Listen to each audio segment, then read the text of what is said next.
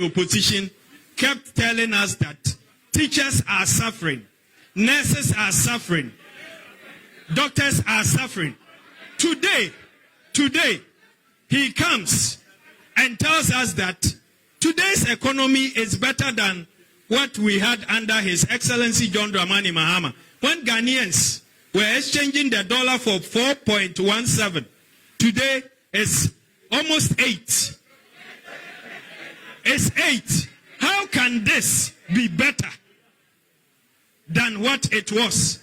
So, I'm here to repeat what Dr. Bawumia said, because it is the reality of today. Today we can say that students are suffering. Please, shall we be on our seat?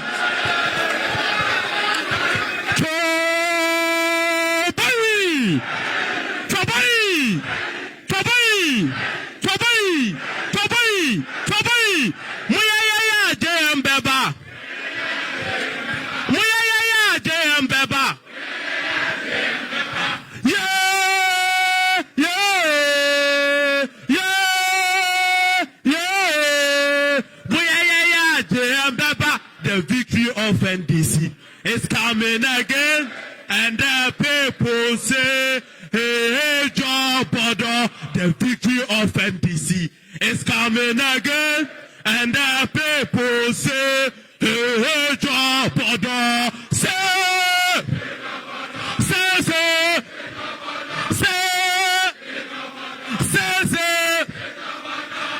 and the people say, hey, job order.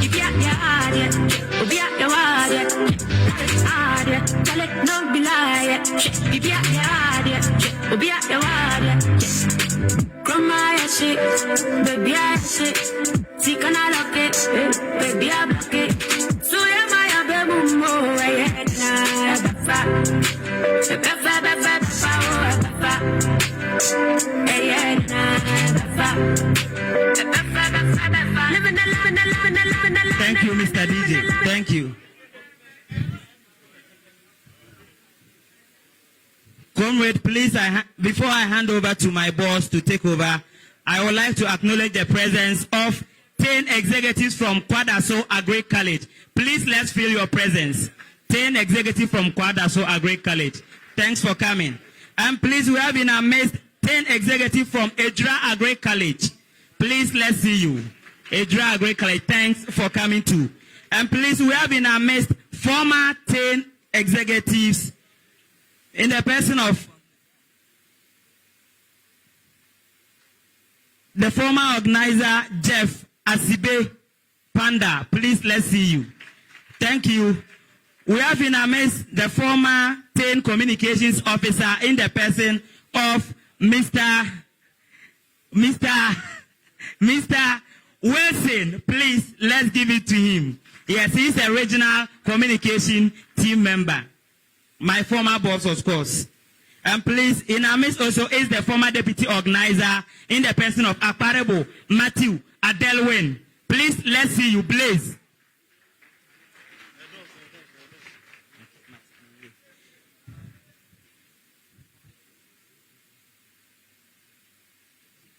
Please, in our midst, we have Senior Comrade Finn, who is of Chrome Constituency Youth Organizer. So I would like to hand over the microphone to my boss to take over as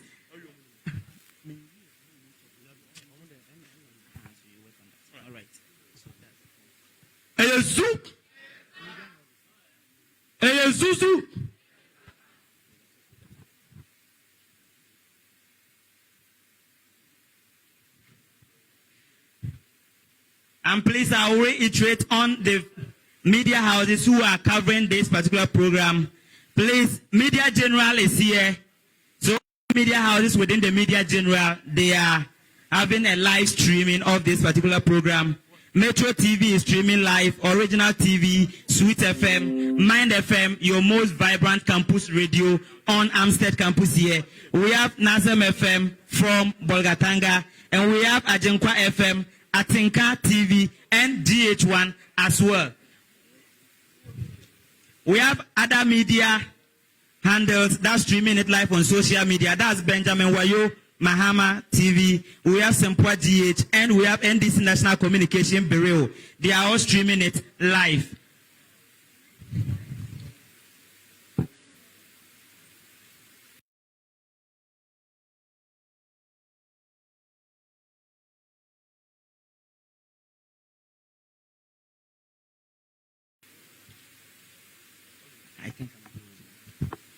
Eyesu, Eyezuzu, Eyezaza, Eyezuzuza.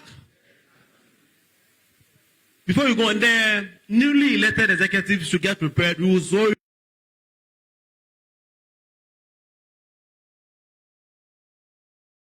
in as soon as possible. So those who are not around, please come around. It's the next program. And when they are done, Honorable Adongo will start straight. We don't have time. Then we will finish. We want to finish early so that those who came from afar can make it. Eyezu, Eyezuzu, Uyamizu, Uyamiza, Hehejo, Eyezuzu, Eyezaza, Eyezuzuza, Eyezazazuzu. That's why I almost said the makeup Yambucha. Eyezazuzuza.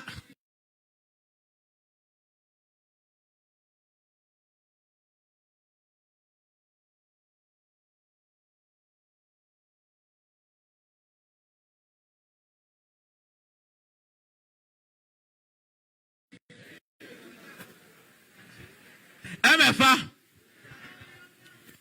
Okay, so before we sworn in the newly elected executives, before we swear them in, let me do a quick introduction of the high table.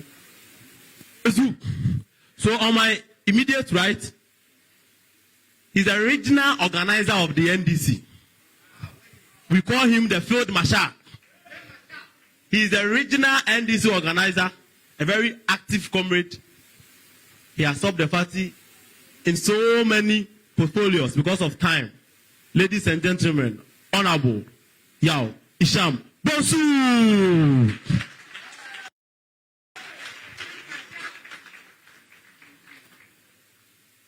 Next is the former chief executive, municipal chief executive for my constituency, the Achumangwa Biaja South. We call him Obama. He's a darling boy of Achuma. Ladies and gentlemen, Honorable Obama, he has already done it. And then, followed him is the Ashanti Regional Deputy Youth Organizer, Honorable candidate for the Ishaisto constituency. He's Evangelist Richard Atokwamena. He's the CEO for City of Gold Jewelries. And then, we have a former chairman for the Asukwa constituency. He's Honorable Marvin Freeman Norman. Please, let's give it to him. And then, we call him the youth president. He's the immediate past Ashanti Regional Youth Organizer of the event. Comrade Yao Proja Jeffy.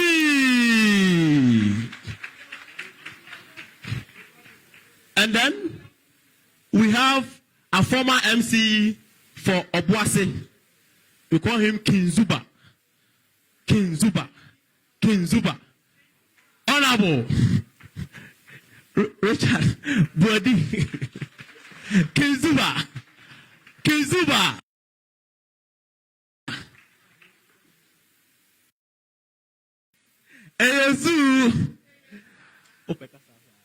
And then, as I've already introduced you earlier on, he's the chairman for this occasion. He is a former presidential staffer, the Honorable PV Jatwa. I feel, Kasehei.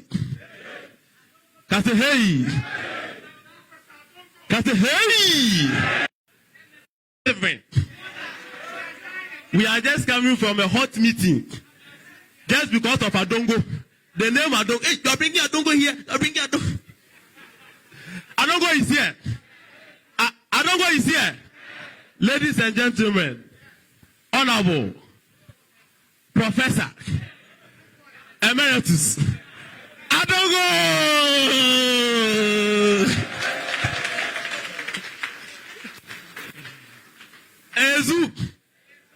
Ezuzu. Without wasting much time, I will invite the regional organizer. He has other equally important tasks from here. So he will come and give us a short message before he leaves us. Ladies and gentlemen, let me welcome the Honorable Yao Isham Bosu. Eyezu. Eyeza. Unianum. Ashanti region. We need to win power 2024. And yet they are you from more high than you power 2024. As MTI and person catch them. Honorable Adongo Eba Musku, there is a lot of challenges. You see, TEIN executives, manfa due processes so, and unti executive jumadi no ebaso. You see, Adongo Ebe responded to Vice President of the Republic, and unti executive Adongo Ebaha. You see, Vice Dean of Students, as a moleteno eba late. Masemu nyina ne se letter ne ekon temwa ko benya asamaka enti akoletia o manya asamaka se onum pew Adongo be kasa okasa wie na Vice Chancellor of the school on tiasia on koshipu ya kan le kure achire no ene ye solifiri nanim e ya nansesem ana omo to achire jumadie no ekoso nti muso be ye jumadie no enimo kasa ye former district chief executive awo formena wa free mu konfa no chi nti mama me deputy edikan nti me ya me so me kotoa na se de be ya ibenya body no na ekosi we kremoni nti meja mo ha na masaka kire mo se ye keka bi kire Vice Chancellor no na ye tumo so mofo abrebia no mo mayenye adia power coming 2024 so Vice Chancellor din kwasa asem ya ba na si ye mpena ha samle ye MPP full school a e bi 2024 be ye NDC full school.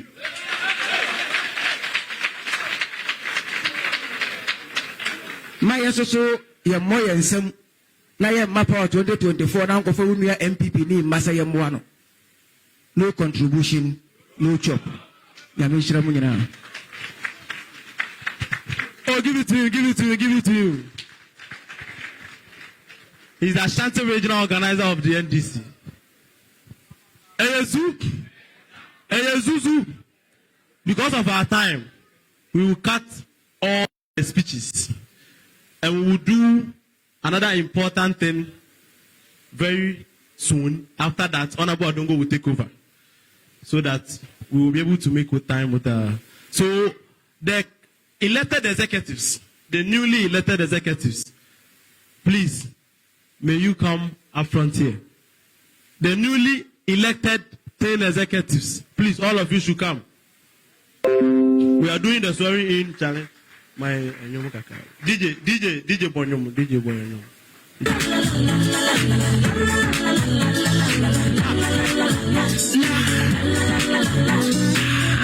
Please, become the elected executive. You want this fast. Are you?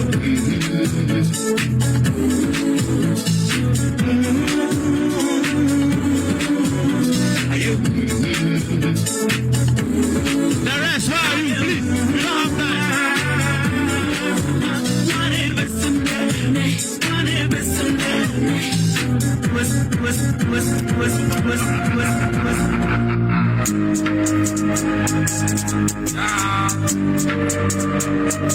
Please, the appointed executives can join. The appointed executives, you are doing all together.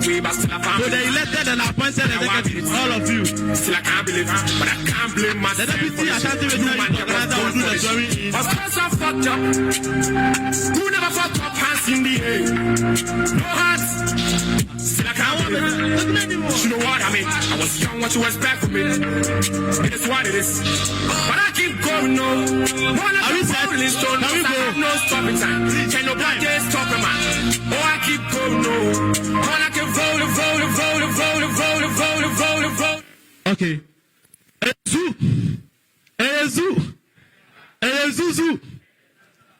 So at this juncture, I will hand over the mic to the Deputy Ashanti Regional Youth Organizer as he will swear in the newly elected executive. So Comrade Seth Atanga. Thank you, MC. Mr. Chairman, the Honorable Member of Parliament for Bolgatanga Central, all protocol duly observed. Fellow students, it is an honor to administer the oath of office to the currently elected executive of AMSTEC.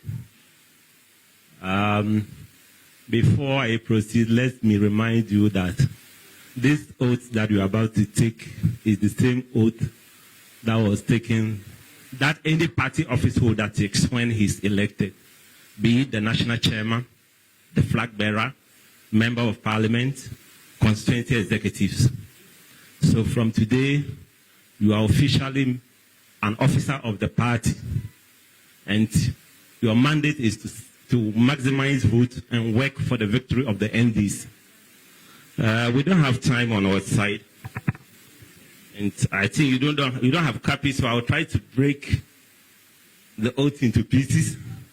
If I say I, you insert your name and continue. When I say into the office of, you insert the office you have been elected to serve, and you continue. I do in the name of Almighty God swear that I will at all times well and truly serve the National Democratic Congress in the office of, and that I will uphold, preserve, protect, and defend the Constitution of the National Democratic Congress as by law established. So help me God. I will at this point invite the high table to join us in congratulating our newly elected or sworn-in executives.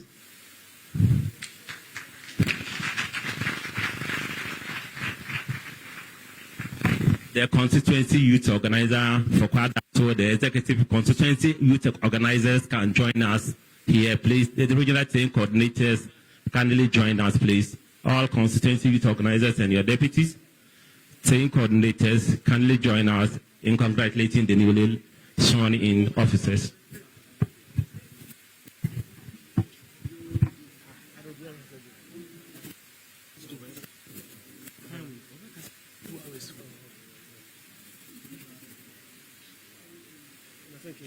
Charlie, boy, in your mind. DJ Boyum.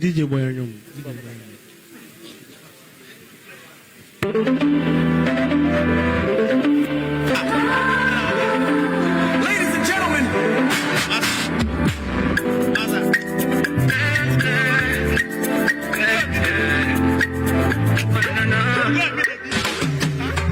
finally I see your face. Oh my days, I've been out here thinking about you for days. I just want to say, my head, you different. My head, I know fit to reset, I know fit to connect. Within me, go back, say make the defend. I know fit to defend, even if I play defense. I won't comport myself, I can't. I fall for you, don't fly. I fall for you, don't fly. Go. I will not know you bad. I swear you bad. I swear you bad.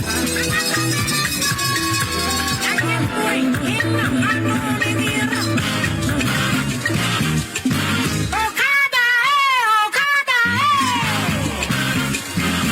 the mission builder, mama, run up by your wet money. Mama, Oganamatu, Mahadi, Sukuadai, hospitals, Aquapapa, Seganabeya, Yebadia, Yahumbatoya,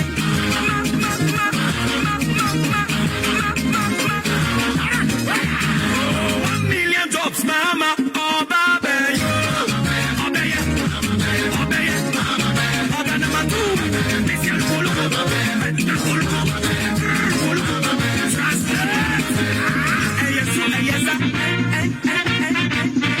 You can go. Yeah. Let's give it to them.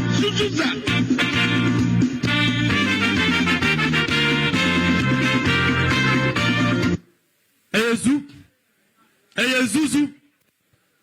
Because of our time, we'll be doing it shabo.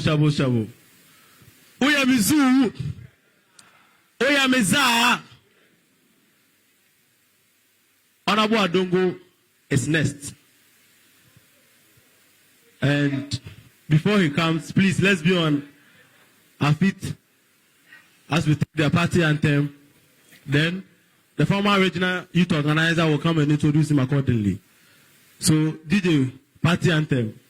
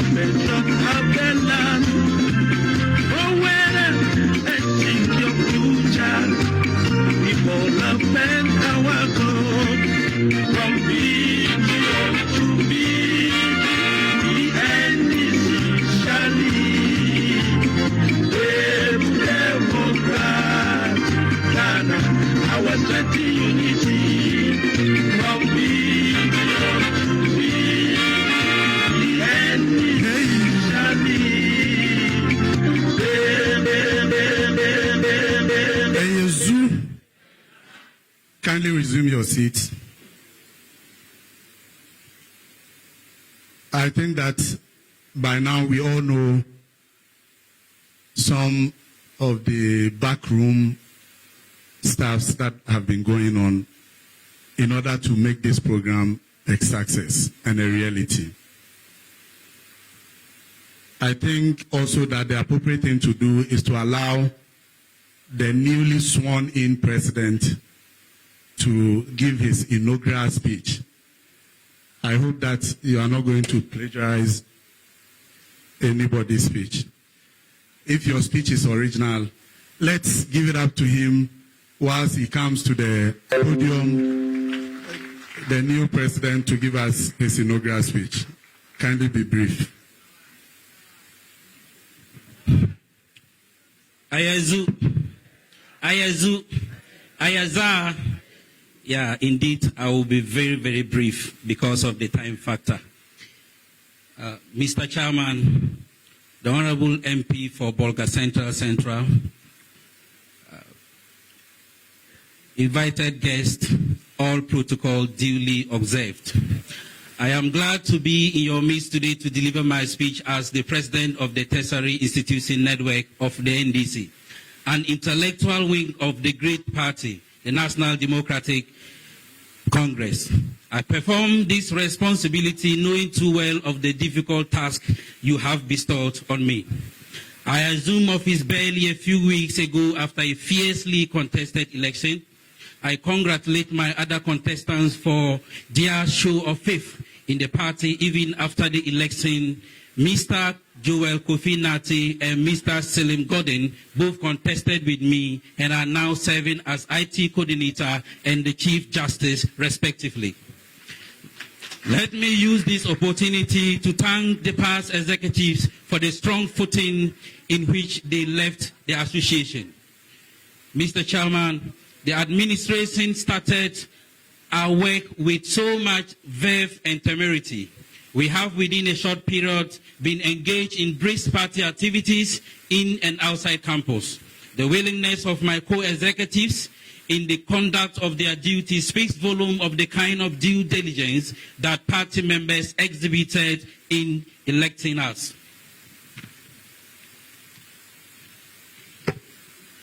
One thing I can assure of you here is that our party, the great NDC, is on the rise. The signs are clear. Ask anybody on campus about the best association to belong to, and he or she will tell you that it is TEIN. Day in, day out, my executives and I have been inundated with calls from students across the campus expressing their admiration for TEIN and registering their membership within the union. The evidence is in the fact that we have printed an estimated 95 TEIN ID cards and still processing many more. Mind you, not all registered members have the ID cards, and I encourage all members to endeavor to acquire one since it will be beneficial to you even beyond campus.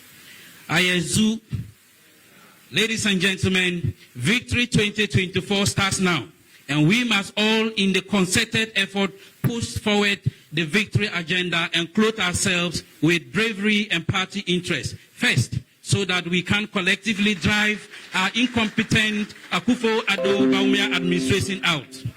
I say this knowing very well that the 2024 election will not be won on silver platter. We must be ahead of our opponents in tactics and in strategies. We must not pretend not to know the violent nature of our MPP and their recent infiltration of the security services with many party guru boys. This calls for party to work with a principle of protecting its own. It is common fact that almost all the victims of Ayawasu West Wagomba election violence were supporters of the NDC. And even those who lost their lives during the 2020 election were largely supporters of the NDC. In all this, Mr. Chairman, peace brokers and other democratic institutions such as the National Peace Council, Christian Council, the Institute of Democratic Governance, Institute of Economic Affairs and Center for Democratic Development, among others, failed to call the perpetrators, who in this case is undoubtedly the government of the day. Peace is fought for. It is for this reason our party leadership must keep up their game and organize a party in unison to fight against the persecutor, to which is the MPP in government now. George Washington, the first president of the United States of America, once said, to prepare for war is one of the most effective means of preserving peace. It is for this reason that I call on the party faithful to rise and fight for victory of the party. We have risen above odds in several occasions. Our party has a strong foundation that cannot be broken by mere threats and intimidations, not even with a gun. Our elders say, a nettle may be small, but it will be difficult for a fowl to swallow it. Ladies and gentlemen, My administration within a short period was able to put together a program to welcome and orientate our freshers and new members. This is to acquaint them with the modus operandi of the association and officially welcome them to the intellectual wing of the NDC Amstead chapter. Mr. Chairman, we have also continued the printing of TEIN ID cards to interested members. 2 banners have also been provided for the association by our communication deputy officer, Mr. Hassan Al-Hassan. We say, may the good Lord richly bless you for this your kind gesture.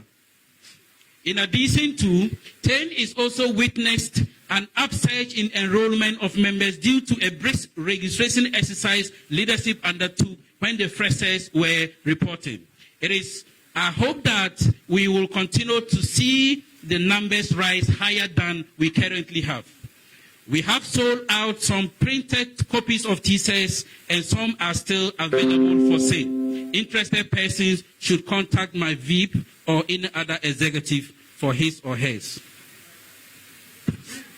However, we are not without challenges. Our number one problem continues to be funds and other logistics such as sound system for meetings and payment of dues by old or continuous members. We believe if these problems are properly addressed, it will go a long way to help in the smooth running of the association. Mr. Chairman, indefatigable patron, members of Parliament present, invited guests, fellow Akatmansonians, ladies and gentlemen, the wicked MPP must go. No e-levy, no amount of lies will save them. There is a Kusal proverb that says, the frowning of the goat does not prevent the owner from dragging it to the Zebila market. The incompetent MPP government has overstayed its welcome, and we will show them the exit. Thank you, and may God bless you.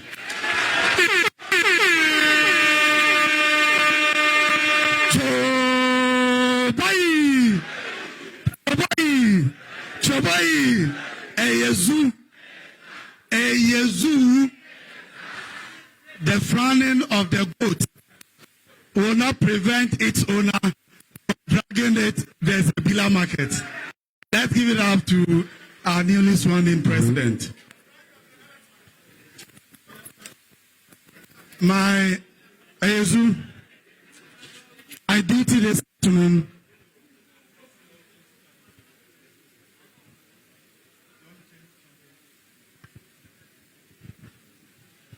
My duty this afternoon is to introduce our guest speaker.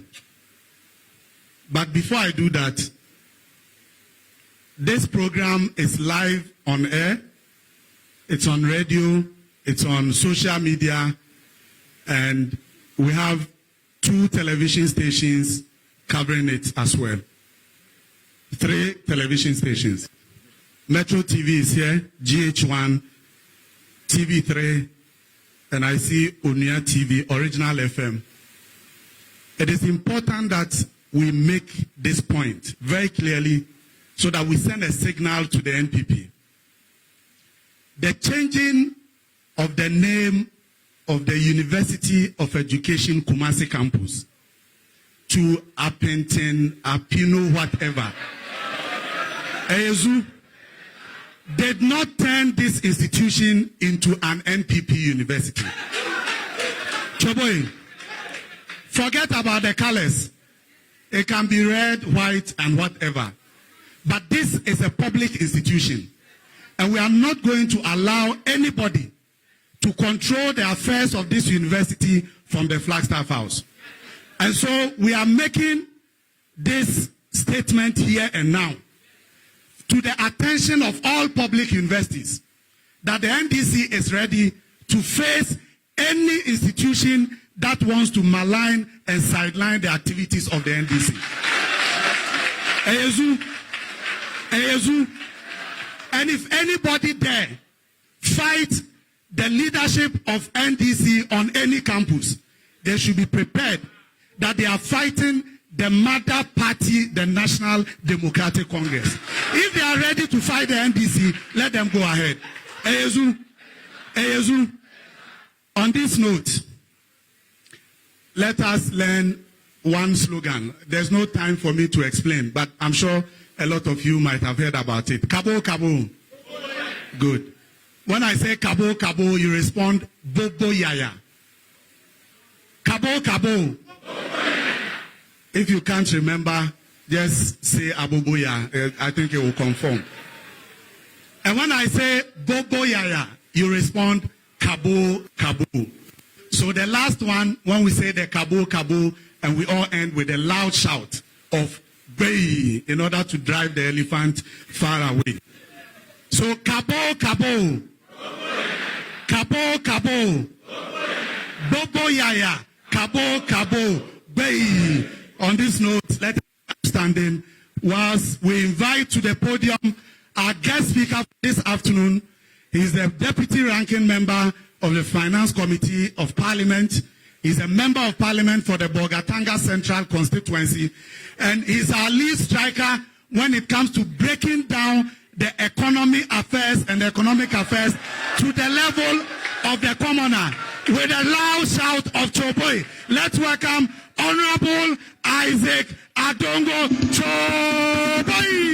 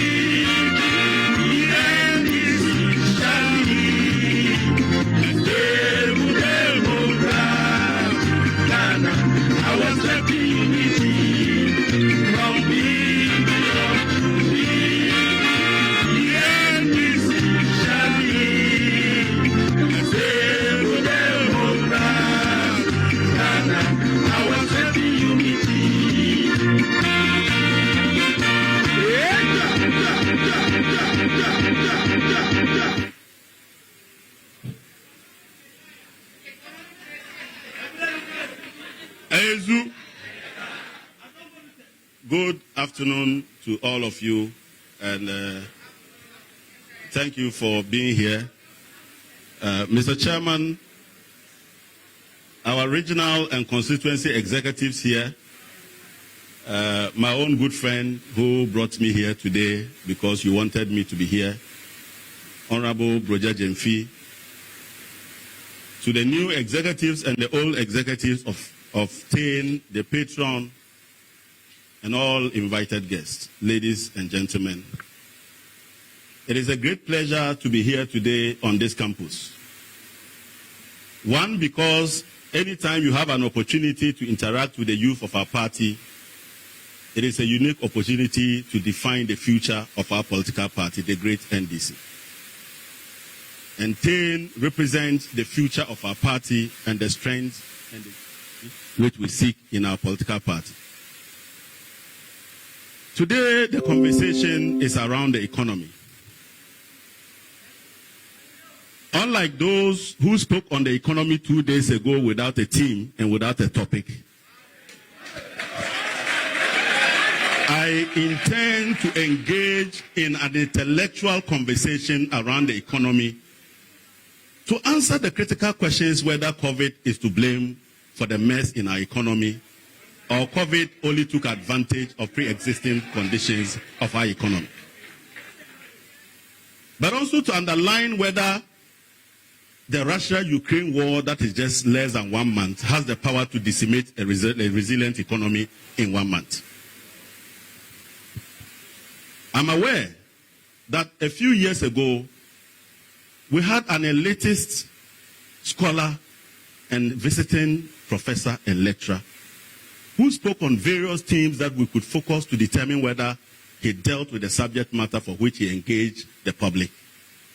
And I'm referring to my own big brother, His Excellency, the Vice President, Dr. Bawumia. At some point, he wanted to find out whether the economy was built on straw or a solid foundation. He said he wanted to find out the problems of the city and to indicate how we could restore the value of the city. Unfortunately, this time, he said he was speaking on the economy. What is the economy? What do we take away if somebody says, I am speaking on the economy? How do we determine whether the conversation is aligned to a clear intellectual conversation? There must be a team that we can hold you to. You can't decide that you are talking about the economy, so you can pick on toilet, pick on KVIP, pick on anything that suits you. You must be focused in your conversation so we can hold you to a clear intellectual conversation. I am not surprised that today there is an effort to deny me my voice, the critical voice on the economy that puts the government on its toes anytime it needs to wake up from its slumber. But you need to understand that to win an election is a battle. And you cannot crumble at the least excuse when there is a resistance. We must continue to fight the oppressor. Our political tradition is very focused on building a stable, democratic Ghana, and not a militant, dictatorial Ghana. Mr. Chairman, if His Excellency the Vice President believes that he did a good job at Kaswa Yesu Krom, how come he is afraid to hear my voice? How come? Mr. Chairman, the issue about the economy and where we are today is a major tragedy of significant proportions. We now have an economy that is in tatters. And yet, when you get an opportunity as the head of the economic management team, you tell us there is crisis, but you do an analysis that concludes that there is no crisis. On Thursday, I was struggling to now find out what the crises are. Because you said it is all right. The fundamentals are strong. And that we have done it before. So we should hope that you can do it. Mr. Chairman, President Kufuor is no longer the President of the Republic. You cannot rely on the record of your father, which you have so decimated, to continue to tell us that you have ever done it. You have failed this time, and you need to be booted out of government. Mr. Chairman, allow me to begin by commending my countrymen and women from all walks of life across the nooks and crannies of our dear Republic. Your resilience in the face of turbulence, hope in the passing time of despair, and commitment to the spirit to always ensure that we use legitimate means to get the state and its apparatus to work for us, our children, and their interests, and not the selfish desires of a few people in privileged positions, are outstanding. Ours is a nation of abundance in human and natural resources, talent, and entrepreneurship. And the least we can do is to keep our heads up. Speak in honest and clear terms about our situation and regroup, strategize whenever possible on how to get the system work for Ghana, not a group of people who are very selfish. Mr. Chairman, I wish to take this opportunity to thank the organizers of this program for creating this opportunity and a platform for us to engage in intellectual, constructive conversation around our country and our destiny going forward. Yesterday, I listened to my big brother 2 days ago, and I was at a loss whether it was that my big brother that I was listening to. I saw a Bawumia that was completely in a place that he was not comfortable with. I saw a Bawumia that was completely out of its wits. In fact, I saw a Bawumia that was a pale shadow of the Bawumia that was torturing all the campuses to deliver lectures. But as I thought about it, I began to feel sorry and regretting certain things that I have done in the past regarding my big brother. I realize and I agree that I owe the people of Ghana an apology for quickly defining and christening him the Wale Adam Smith. Listening to him just a few days ago, I now understood why he has descended from becoming a scholar and an elite visiting scholar at universities, particularly Central University, to become a village teacher in Kaswa, particularly Yesu Krom. But I realized that the venue was not choking by coincidence. My big brother is beginning to lose his political heritage, and it is happening so fast. And of course, he needed Yesu Krom, where probably Jesus would appear and save him from a dwindling political career. Today, I intend to look at a number of things that he said, but also to situate our conversation around critical data. My conversation here is going to be data-based, and to borrow from my brother, if you disagree, bring your data. But my brothers and sisters, ladies and gentlemen, I want credible data, not data cooked in the office of the finance ministry or the vice president's office. Credible data. I am relying on credible data that can be sourced directly from the IMF Regional Outlook database. That is my source. I'm relying on data that you can find with the World Bank. I am relying on data that you can find with Bloomberg and rating agencies. I am not relying on cooked data at the Ministry of Finance or cooked data that is produced in the office of the Vice President. I make this statement with all the importance that are attached to it because only a few days ago and yesterday, the pseudo-professors of the MPP who shouted in the era of John Dramani Mahama for appointments are now emerging from the boards and the monetary policy committees of the Bank of Ghana where their butter is bred to claim that Dr. Bawumia's data is credible and verifiable because I pointed it out to him on Metro TV that he cooked the data and it doesn't exist in the records of reputable international bodies. So when you have found your job, stay there. If you want to be a professor, ask Bawumia to tell us his source of data. He kept saying the data shows. The data shows. Which data? From where?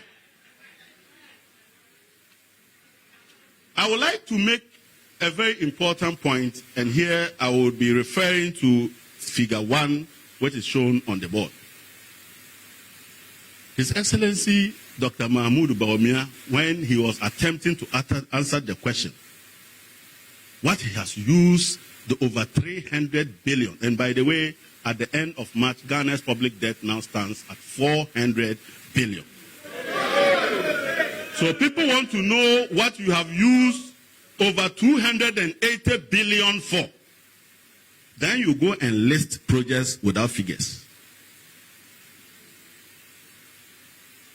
Ladies and gentlemen, when you sign a loan agreement, it doesn't metamorphose to become part of the public debt. It is when you have drawn down and collected a portion or all of the loan that will put the portion that you have received into the loan. We call it drawdowns. So, Bawumia, you can't just put out contracts you have signed for loans even when you have not collected them. We want the ones that you have collected.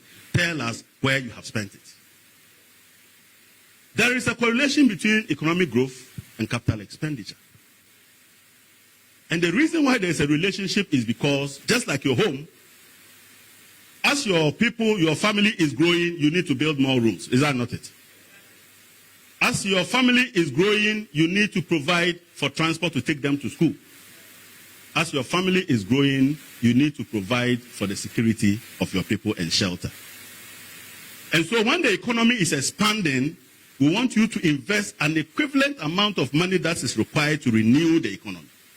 There is urbanization that needs to be catered for. There are peri-urban communities that are struggling for water and good roads.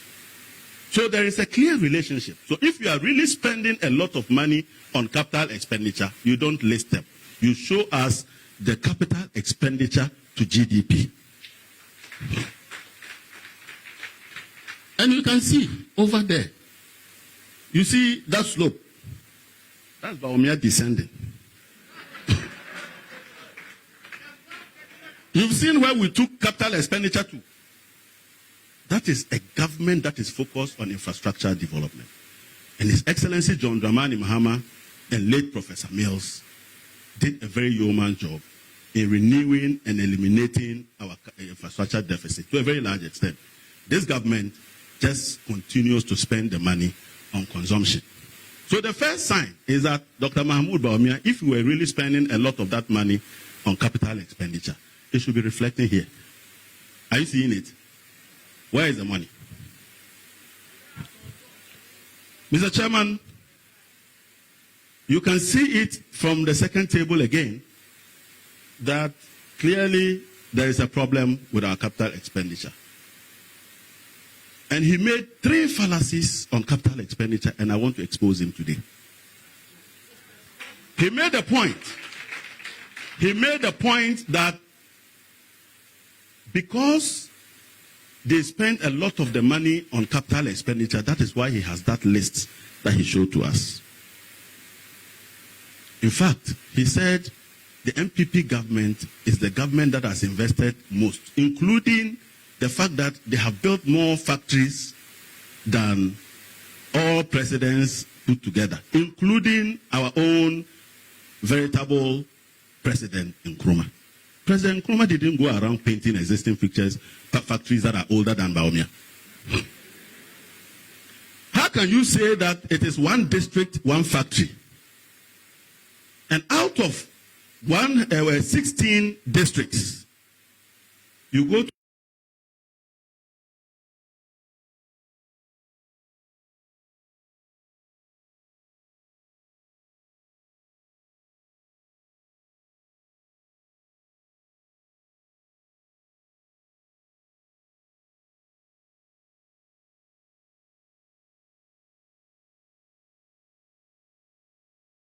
and you can't find anything. You know why? Because nobody will go and take his money to Nyakpanduri to go and set up a factory because the president says one district, one factory. It must make economic and financial sense. So having failed to provide the enabling environment to attract investors to those places, and then we'll claim that you are going to borrow some money, so we'll come and paint and put the sign, one district, one factory. This deceit and 419 cannot be allowed to survive. Mr. Chairman, there is a very important conversation that we must have today.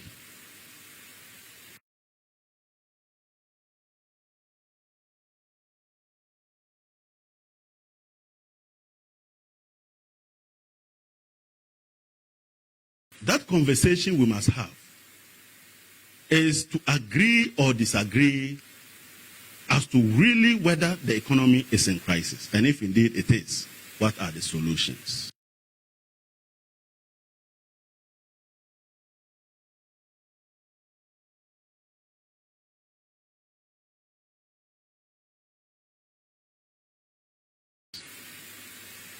And I want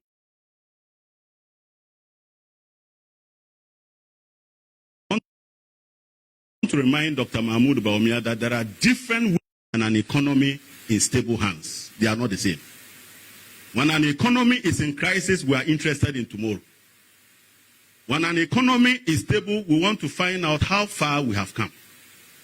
So when you do an analysis of your economy, and you engage in an analysis that is based on averages, what you do is to compensate your failures with the past performance. For the MPP, that will bring into fusion is experimental, naive economics.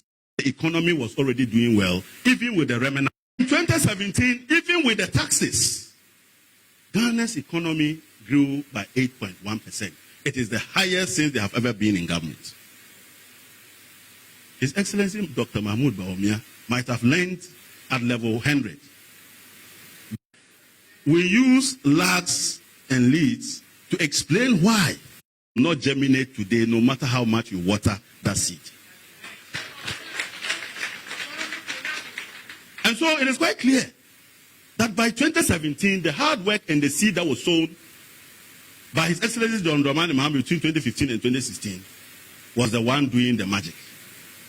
And when they began to implement those their propaganda policies. One district, one factory, one this, one that, moving from taxation to production, the economy responded. The response of the economy was that the economy began to slow down in growth from 8.1%, with part of those taxes they are removing still existing at a greater part of the country, to 6.2. No, you said when you remove the taxes, it is because of the taxes the economy is not growing. And if you remove the taxes, you will unleash the shackle, and the economy will grow in leaps and bounds.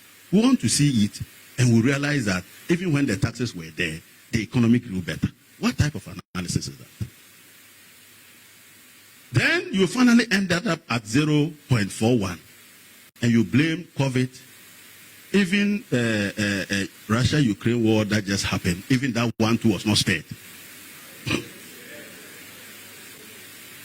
Ladies and gentlemen, as a matter of fact, I had warned the MPP government in 2017 that one could be forgiven for delivering series of propaganda lectures and allow those lectures to metamorphose into your manifesto promise. But if you allow those propaganda lectures, no matter how cunningly eloquent and confident they were delivered, to become government policies, implementation will expose you. Today, the chicken are home to roast. Those naive experimental economics have experimented our lives into the doldrums. The MPP, Dr. Bawumia and others are now competing to get to the very last bottom of destruction. And we have a responsibility and a duty to our country not to allow that to happen. Ladies and gentlemen, the famous policy of moving the economy from taxation to production died a stillbirth. One village, one down. You saw yesterday he didn't mention one village, one down throughout.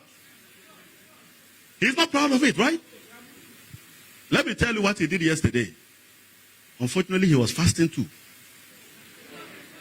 You know, when His Excellency the President came to deliver his State of the Nation, when he came to agriculture, he said he had made tremendous investment in agriculture through his Ghana Commercial Agriculture Project, which had led to the renovation of the Tono Dam, the Pong Irrigation Dam, the Pong Left-Back Irrigation Dam, and constructed several warehouses. So on the floor, I got up and said, Your Excellency, the Ghana Commercial Agriculture was given birth to by the NDC through Professor Mills and John Dramani Mahama. And that the World Bank Executive Board approved $100 million for the start of the project, with a grant component of $16.95 million from the United States Agency for International Development. This was approved in March 2012. You were still going around telling Ghanaians and say, Monsomire. And we were working. By August 2012, Parliament had approved that loan. And 2013, the loan became effective and the project started. By 2015, we restructured the project to include the Tono, Via, and 5 other dams. Are you listening to me? Part of the problem with agriculture, we all know, is the market. After the farmers have produced, they don't get anybody to buy. So part of the program, that's why we call it the Ghana Commercial Agriculture, was to create an enabling environment for businessmen to invest in farmers through an outgrower scheme and become aggregators to buy the bulk of the farm produce when they are produced. In order to support them, we needed to build warehouses in all those areas. Those are the warehouses we are claiming are your warehouses. So how can you look us in the face? You don't mention one village, one down. So that we'll go and show you how your one village, one down doesn't have water in February. Then you sneak in John Mahama's project. So yesterday, Thursday, when Bawumia got there, he said the same thing. This time he didn't mention Ghana Commercial Agriculture, but I caught him. Because it's our project. I know that project like a baby. So anything I hear small, I know, hey, this one is our own. I beg. So, one district, one factory. I've already spoken about how it became a fluke. After 2016, investment expenditure continued to decline from 2017 through to 2019, attaining its lowest dip in 2018. We didn't have COVID though. The figure above is self-explanatory, and I'm sure my audience are left wondering what policies the government was putting in place to transform and grow the economy, apart from being fixated with sloganeering and getting busy with unsustainable policy announcements. My first big question is whether the weak economic growth in 2020, you still agree, is the result of sustainable pre-existing economic conditions or purely the result of the impact of COVID-19. I have not gone anywhere yet, but you can see that the economy was going. I am sure Ghanaians can answer for themselves again and can be inferred from figure 1 that the investment expenditure is projected to decline after 2020. We are right to conclude that the medium-term growth projections cannot be trusted. Now I move to fiscal developments. What they do with the money they collect from us, which is the reason we are all asking questions. But before I do that, there are several things they have done to our economy that are unforgivable. They have created a situation that makes it difficult to manage this economy, and it is good that they themselves are now confronted with it. They thought that they would lose 2020. So they had already prepared a grave for us. So that when we come and we are struggling, they will say, we told you. They don't know how to manage the economy. God knows best. Bawumia, you saw how you were sweating yesterday. They adopted a system of financial reporting that tried to manipulate our fiscal data and our finances. And any person who has learned finance and understands finance will tell you that when you cut and paste, the day the computer will freeze and you cannot cut, you will be exposed.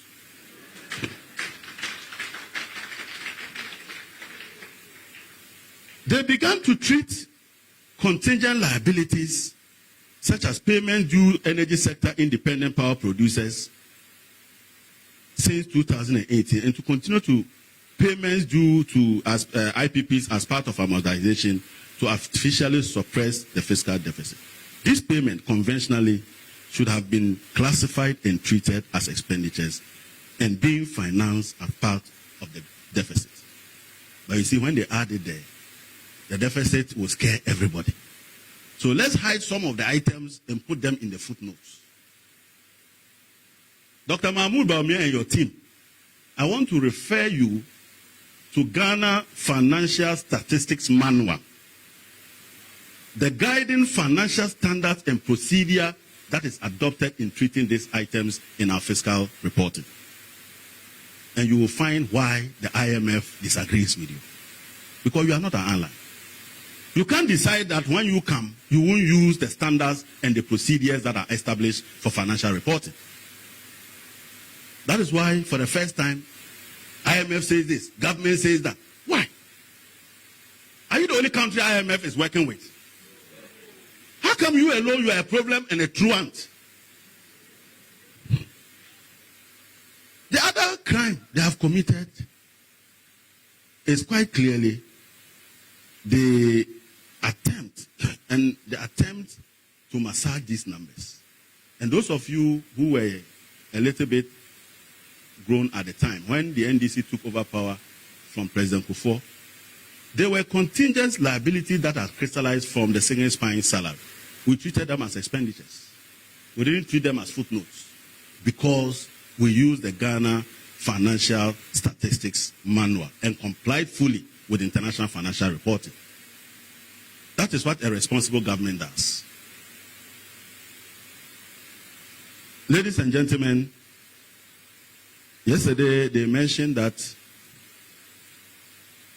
one of the reasons why Ghana's economy is in crisis is because they clean up the financial sector. And then Bawumia said, apart from cleaning up the financial sector, they paid independent power producers for excess capacity or take or pay. And then the almighty COVID. COVID must be tired, even though he's on his way out.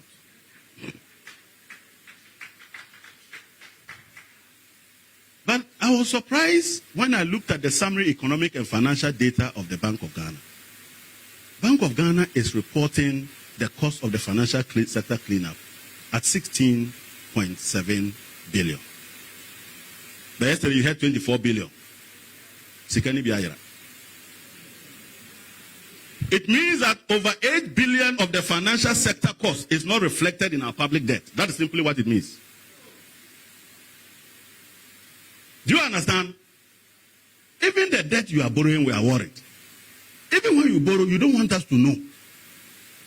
When we ask you what you spent it for, you go and list projects. The same way you listed and landed in Palugu, where you said that you were building houses, we went there and it was their land. You remember that his tracker, which disappeared within 24 hours. They used factoring arrangements where they agreed with Fidelity Bank to pay contractors they duly owe. And the contractors will go and sign contracts to say that, give me the money as a loan, and when I'm paid, you calculate the interest and give me my balance. After they give the money, a few days later, government goes to pay Fidelity Bank, and the contractors are not called back to collect the difference. They have institutionalized the 10% corruption through a backdoor. Another big crime in our financial and fiscal space. The debt fund has been scrutinized to collect loans.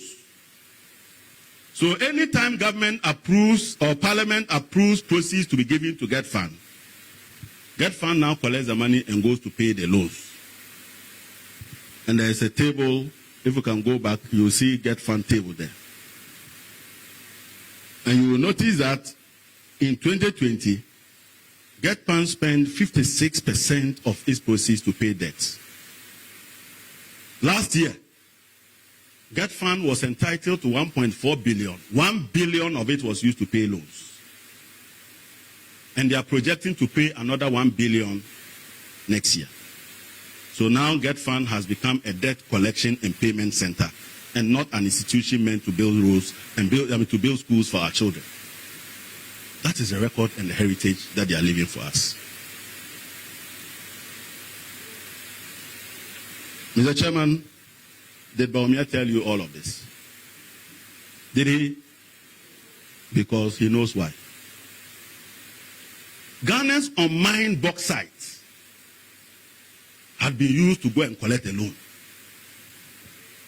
And I'm quite sure Akufo-Addo has not gone to Inayini to see part of that bauxite.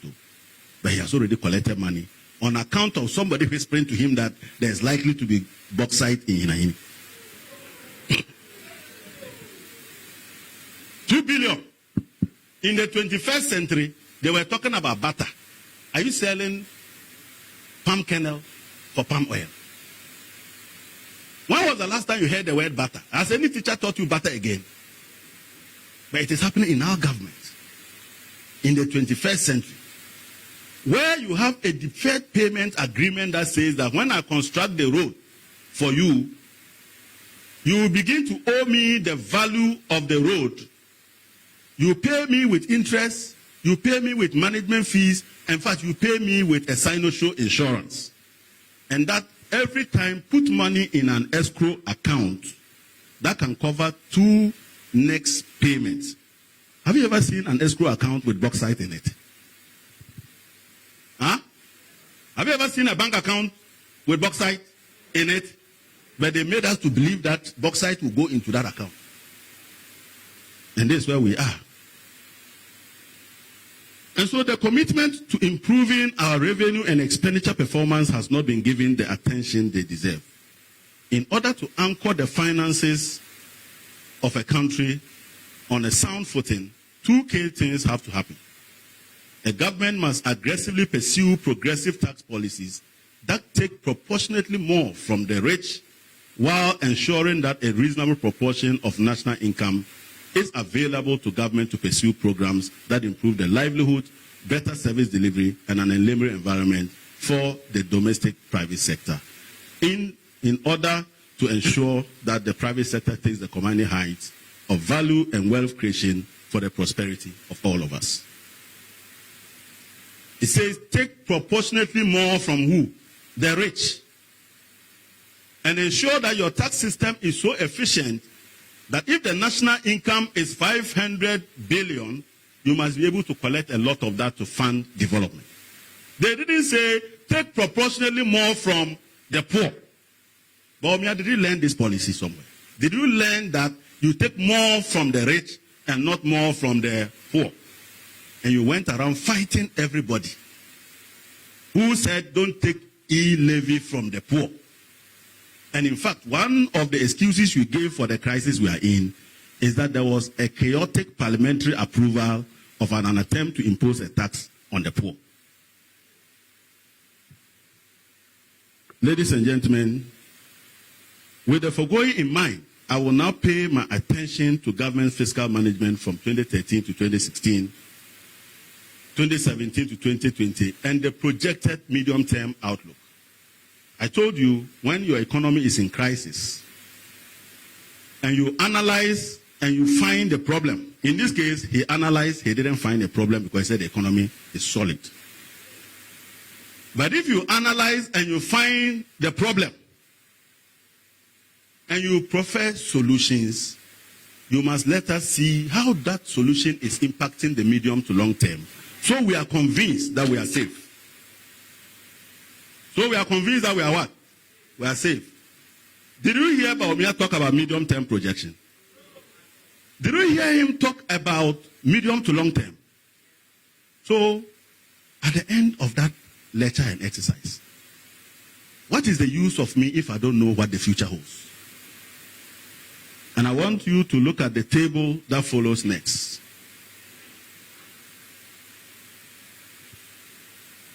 No. It's a proper table graph. It's not this one. Figure 2 of the second slide. I think I'm missing out.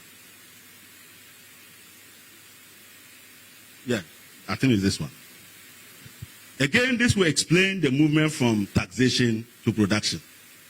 If anybody is closer to the Flagstaff House, they to ask him to tune in to Original or Metro TV. I'm going to show him what it means.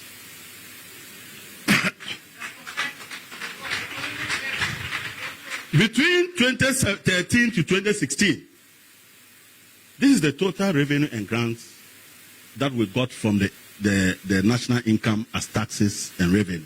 And I've mentioned you have to take proportionately more from the rich, but make sure that a greater part of the income that accrues to your citizen, the citizens are willing to give it to you for development. Because we were a credible government, the people were willing to give us 17.9% of their income or total income that we call the gross domestic product. If you look here, non-oil. Because this one includes oil, the Jubilee fields, the TEIN and the rest, those ones is seen as an enclave. And you find that because they are given a lot of tax concession and stability agreements, if you put their taxes here and they decide to pay more to the state, it would cloud the judgment for you to think that Ghanaians are giving you more money. You Ghanaians are not giving you anything. So we want to look at money that we collected from Ghanaians, non-oil. That is the one that moving from taxation to production should lead to higher collection. And you see what we're doing? 17.0. So from domestic taxes, we come to the non-oil, and you will realize that in the end, the NDC was collecting a lot of money.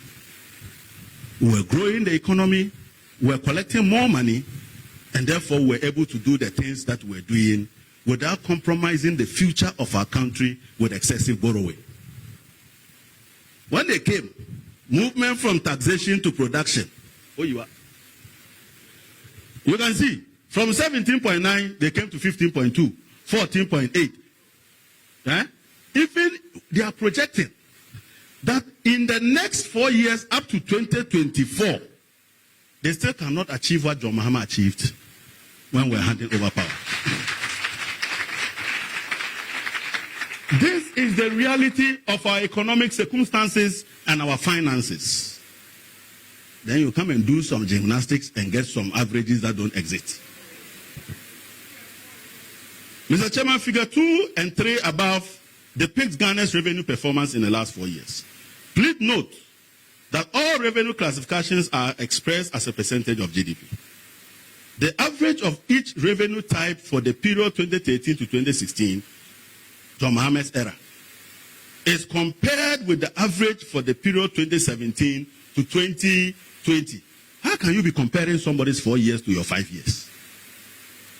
If you do that, even at level 50, you will fail.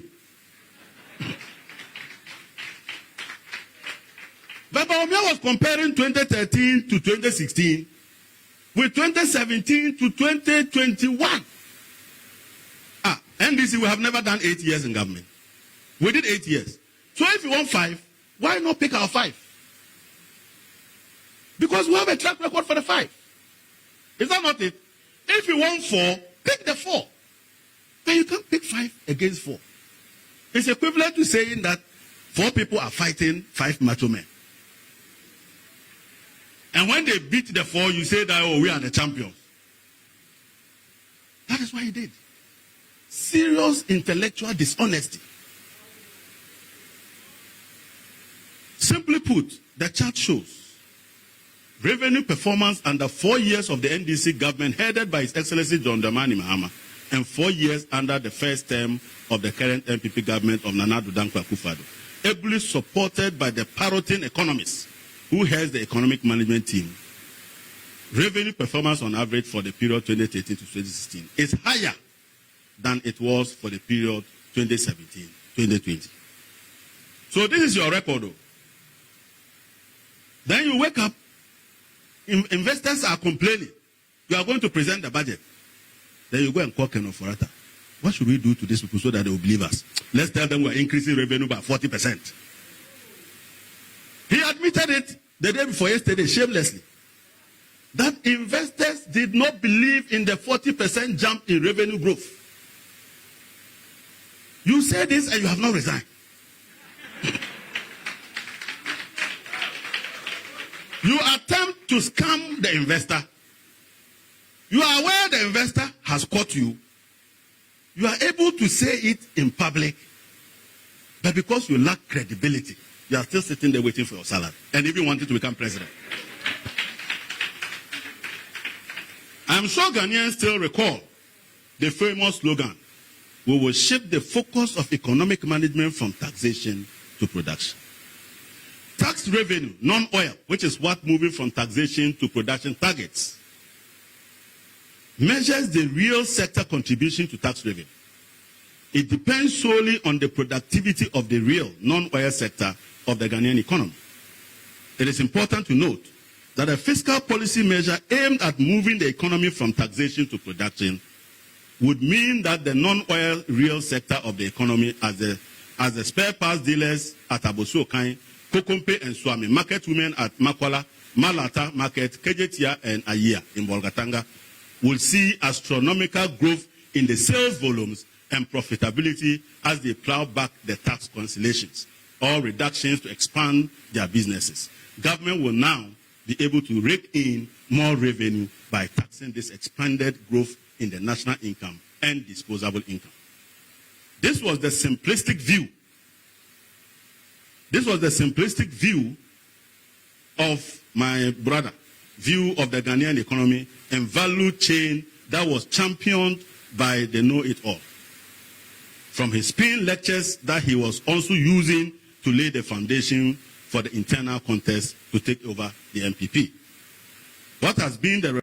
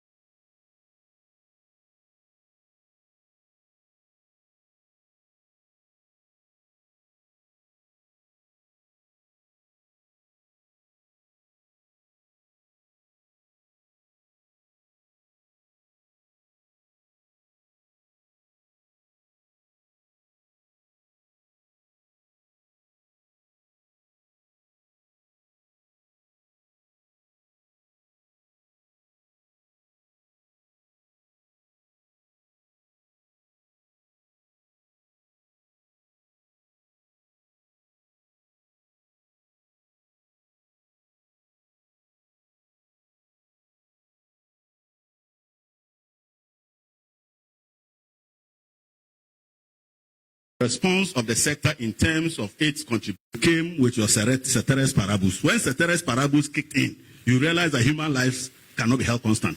You see what has happened? Then we ended here. That one they will say is COVID, but we ended here. As of 2019, look at where we are, 13.3. Was there COVID? Did the world know COVID? Maybe Bawumia knew COVID, people didn't know. Now, after COVID, they just said they will grow it to 26%. How can you grow it to 26%? And after that, you take a nosedive. Sir, 2024, you are at 11.9. This was the projection you made in your 2021 budget. Now that you see that investors looked at this and they are not comfortable, you suddenly move this one. The 2022, the 14.5, you suddenly move it here, 40%. Why? Are you the one going to remove the money from their pocket to buy your bonds? So this is the reality, Dr. Mahmoud Bawumia. After all the analysis you did, when you wake up in the morning, you realize that there is no revenue. And salaries must be paid. Are you getting the point? Mr. Chairman, you will recall that in 2017, during the budget debate in Parliament, I think I've already indicated that. I warned the Minister for Finance, Ken Oforiatta and Bawumia, that they could not use ceteris paribus principles to manage the Ghanaian economy with complex institutional and structural rigidities. Our economy is one with serious institutional and structural rigidities that must be addressed in order that the stimuli that they were trying to put out, which is the reduction in taxes, can be responded to and lead to the leaps and bounds. You had not addressed those limitations, and you quickly use ceteris paribus.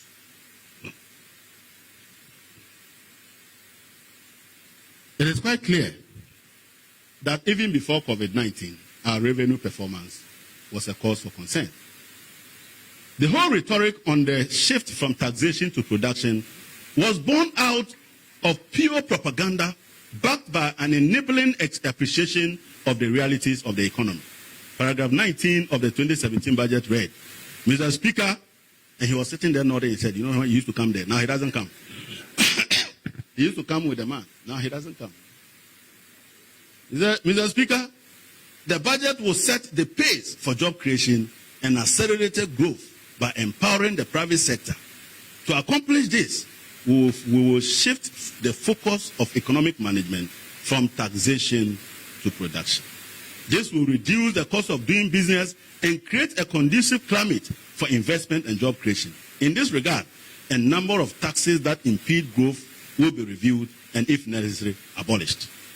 Government will reverse the recent low growth trend by boosting agriculture and industrial productivity. The MPP government at the time was determined to eliminate a number of taxes that were considered nuisance taxes and inimical to the private sector growth. Yesterday, he listed them, isn't it? He listed them. I remember at the time when we were debating the budget, my then chairman of the Finance Committee, Honorable Esibe Yabua, he will call one, 1% special import levy. Then they will shout, Yamutu. Then he will say 1.75 VAT NHIS. Then they will say, Yamutu. That was the excitement at the time, to a naive, simplistic analysis based on enabling appreciation of our complex economy.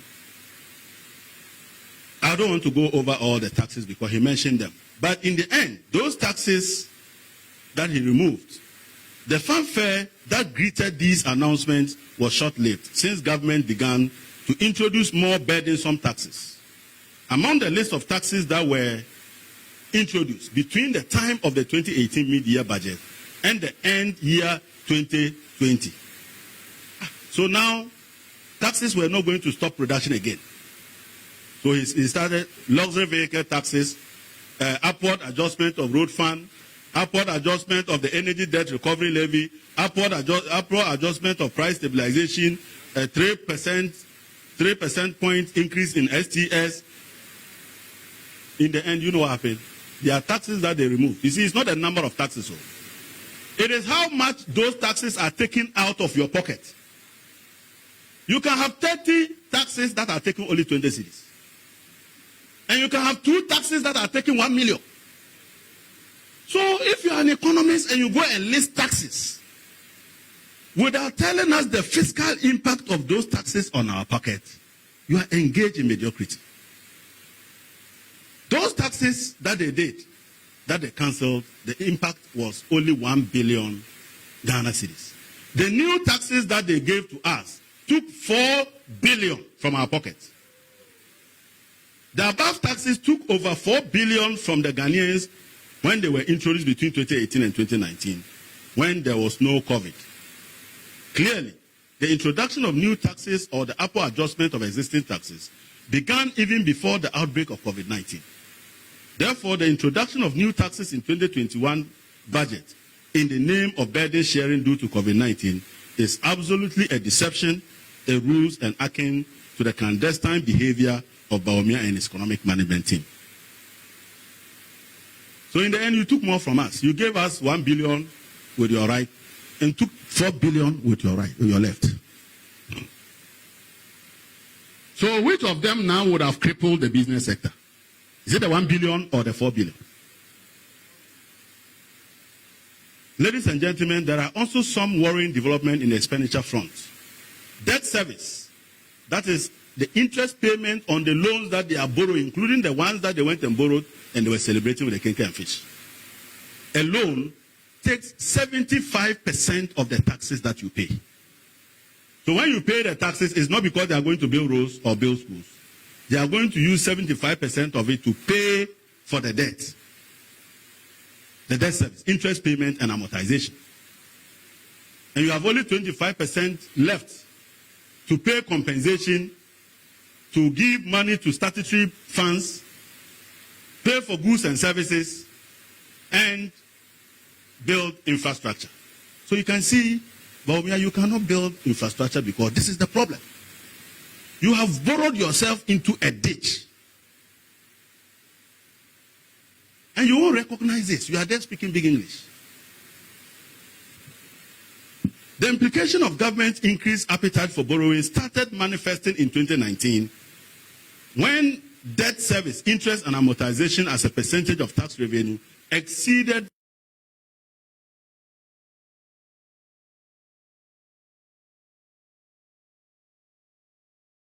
70%.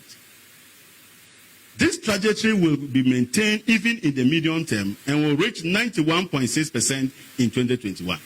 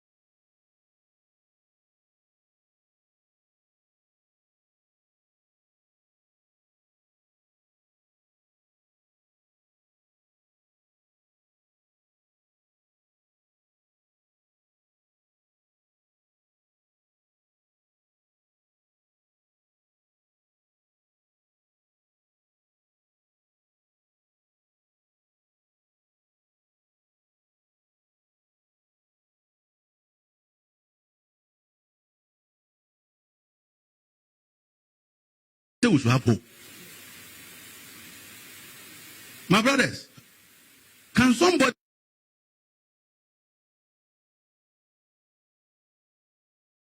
deteriorating by 17% from 55.8% in 2018 of tax revenue in 2018 to 72.5% in 2019. There was no COVID. As a matter of fact, even though debt service experienced elevated levels of vulnerability in 2020, with lower levels of revenue and increased borrowing, the situation of deterioration in 2019 and flowing from the trajectory, it is clear that Ghana was in unsustainable debt service quagmire. In fact, the deterioration in 2020 of about 11% was far better than the 17% suffered in 2019. In other words, even 2020 we did better. COVID was still kind to us. Because if you take the movement from 2018 to 2019, you will see a jump of about 17%. But you see a jump of only 11% from 2019 to 2020.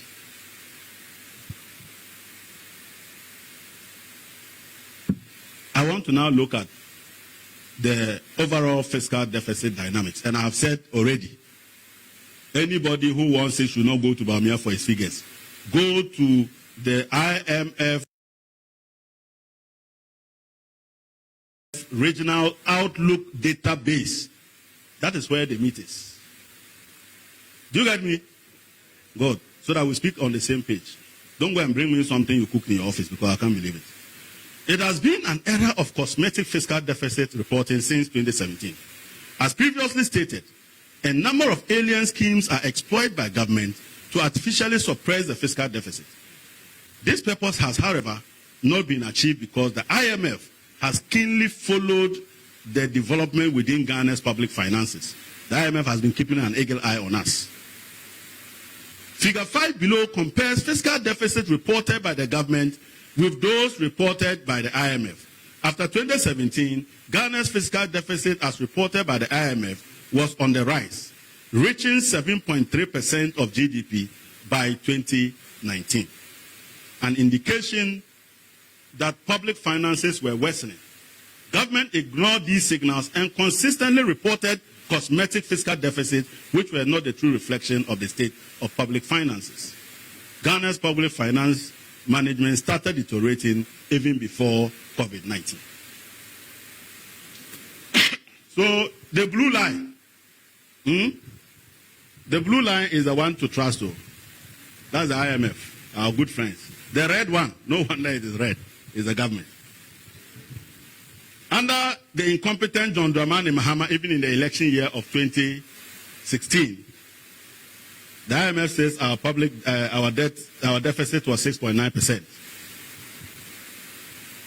These people by 2017, they were reporting 4.9. That's the one Bawumia went and quoted at Yesu Kro. The IMF said it's 7%. 2018, they went and they were reporting 3.9. Bawumia quoted 3.9 somewhere yesterday. IMF says it is 7.3. 2019, they went and reported another 4.8. The IMF said no, it is 11.7. 2020, you see where we are, 16. Now they claim that they are going to come down to 4.5. But IMF having taken their own projection in their 2021 budget. And I don't want to use the 2022 budget because that was when they cooked the 40% revenue increase that they were caught by the investors. You can't say that this is your trajectory only last year.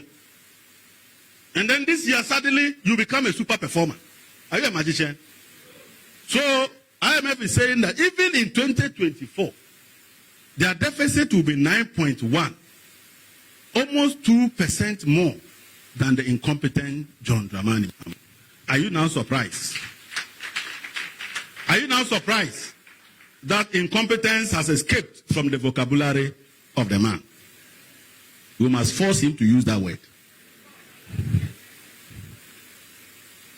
I'm now going to move to a very critical subject that he evaded, which is public debt sustainability and external vulnerabilities. Very important subject that is defining and will make you understand why the city is epileptic.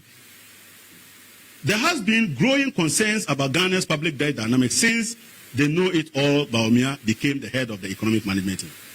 in measuring and evaluating public debt and its sustainability, the focus has to be on both the quantum, the 400 billion, that big figure, or size of the public debt, and the quality of the debt in relation to its inherent risk to the fiscal health of the country, growth of the economy, and the impact on external vulnerabilities. So when you are a good manager of public debt, you don't come and be mentioning, oh, it moved from 120 to 400. That is the quantum. But beyond that, what is the risk inherent in the debt? What other things does the debt do to the economy that we should be worried about? Are you getting my picture? That is the quality of the debt. Very critical. The quantum of the public debt poses serious questions regarding the efficiency of utilization of domestic revenue and borrowed funds in pursuit of critical national needs and how it has impacted the size of the economy.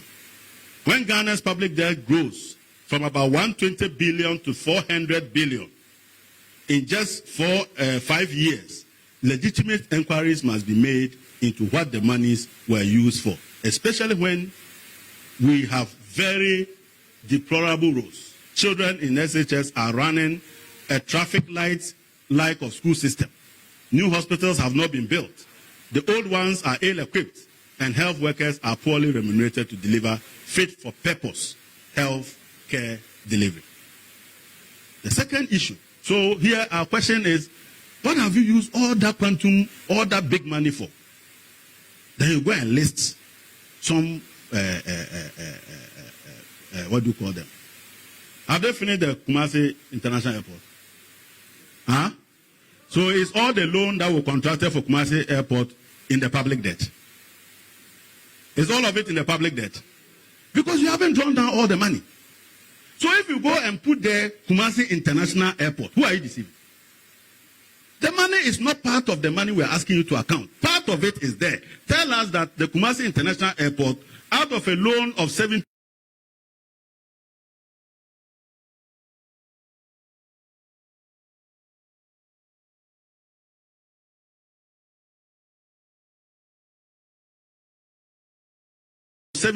million euros, what is in the loan is 50 million. Then we know that we are still waiting for Kwasi interchange. You just be mentioning them. Tell us how much. And I've already demonstrated to you. In actual fact, the total foreign financing of our capital expenditure over the last 5 years amount to only 34 billion Ghana cedis. In other words, the loans that we have borrowed from abroad, only 34 billion Ghana cedis has gone into infrastructure and capital expenditure. So if you have borrowed 280, let's say instead of 34 billion, let's even take 40 billion and say, Kufado, go away with 40. The other 240, what have you used it for? Then you go and give us a tall list of meaningless writings. The second issue of grave concern is how the elephantiasis-sized public debt is expanding the size of the economy and creating a pool of national income for increased revenue mobilization of the tax and non-tax revenue to service the debt, amortize it when due, and still leave a reasonable fiscal space to fund the critical national development. So when you borrow something like that and you invest it properly, we should be seeing growth in the economy that is giving you more money in terms of your revenue and your taxes. And you have seen, I've shown you that revenue growth is not good. So you are borrowing a lot. Your revenues are not growing. When the loans fall due, how are you going to pay? When the interest is to be serviced, how are you going to pay? That is why, as we speak today, government needs $1.7 billion to pay for offshore interest liability that have accrued from the loans that we borrowed externally. Because we don't have that money and we don't even have the reserves, that is why government is going to borrow $2 billion outside of the budget and fooling everybody they are going to pump it to support the city. If you pump it to support the city and you don't pay that 1.7, these days we don't have anything like Yentria. Do you know what I'm saying? We don't have what? Yentria. At best you can say Yentria. And that is where they are headed. So you have 1.7 billion that you must pay in the next 1 week as interest cost. all to offshore investors. So it is not money you can pay in cedis. You must pay in what? Dollars. And in your budget, the provision we have made for you to borrow on sovereign or syndication is only $750 million. And you are borrowing 1.25 billion more. When you finish, you say that your cost cutting will lead to the same deficit. How is that possible? When you are borrowing more. So the second issue of great concern is how your economy would be able to support the debt service and be able to still leave something for you to run the economy. And we have looked at it in terms of the debt service to tax revenue. You saw I said it is heading towards 91%. Somebody should ask Bawumia, if he was to swap the incompetent John Mahama's economy that he was using 66% to pay debt service, leaving 34% for him to manage, and the economy that he has run into 91% of debt service, leaving only 9% to maneuver, which of the two will he want? If wishes were horses, Bawumia will go back to 2016 to be the incompetent John Dramani Mahama. There has been worrying development in Ghana's public debt. As shown in figure 6, public debt has increased from, I think we've discussed that extensively. So I'm going to look at trends in public debt development from 2016. Then we can be able to compare apples with mangoes. If you can see the, I told you, I like these people. Do you see, I like these people. Look here. Debt to GDP. How much? What do you see here? It got down to 55. Is that not it? By 2019, it was roaming. It has started assuming an upward swing. It was beginning to deteriorate to 62.4. Was there COVID? Was there COVID? Then 2020, you see where we are roaming. And the IMF is projecting that, you see, 2021, we are around 70. And the IMF is projecting that by the year 2024, we'll be hitting somewhere around 84. We have already hit 84 anyway. So this was, I used the 2021 budget and the IMF's own analysis of the 2021 budget. I did not even know that the 84 will be realized sooner in 2021. And now where we are heading in space now. Bawumia, now your leg is not touching ground. And you have the ego. You have the ego to come and do that despicable, intellectual, dishonest analysis yesterday. This is our picture. We are doomed. You people are coming back to clean this mess one day as leaders. If our generation is not able to deal with this, they will sell all of you and pay for this. But fortunately for Ghana, and the beauty of democracy is that no matter the mess that a government causes, democracy has a way of bringing a man with leadership of responsibility, empathy, and focus to address the problem. And because we chose the path of democracy, the people of Ghana have an opportunity and a hope of a leader in John Dramani Mahama to fix this problem. Then another issue of concern is the ability of the economy to sustain the pace of debt accumulation. Ghana's debt to GDP ratio shows that while our public debt is growing at a faster rate, the economy is growing at a slower pace. And that is unable to anchor debt sustainability. In other words, we are not growing the income earning opportunities of Ghanaians enough, said that Ghana can generate the pool of income necessary to ensure that we generate significant resources from the economy to pay for and service these debts. Debt to GDP ratio improved slightly in 2017 from 56% in 2016 to 55% in 2017, consistent with the improvement in the economy from the seeds that were sown by His Excellency John Dramani Mahama. From 2018, the debt to GDP began to worsen to 57% above the 2016 levels and increased further to 62% in 2019, Clearly, Ghana's economy and the trajectory of debt accumulation had long gotten worse by 2019 and could only get worse in 2020.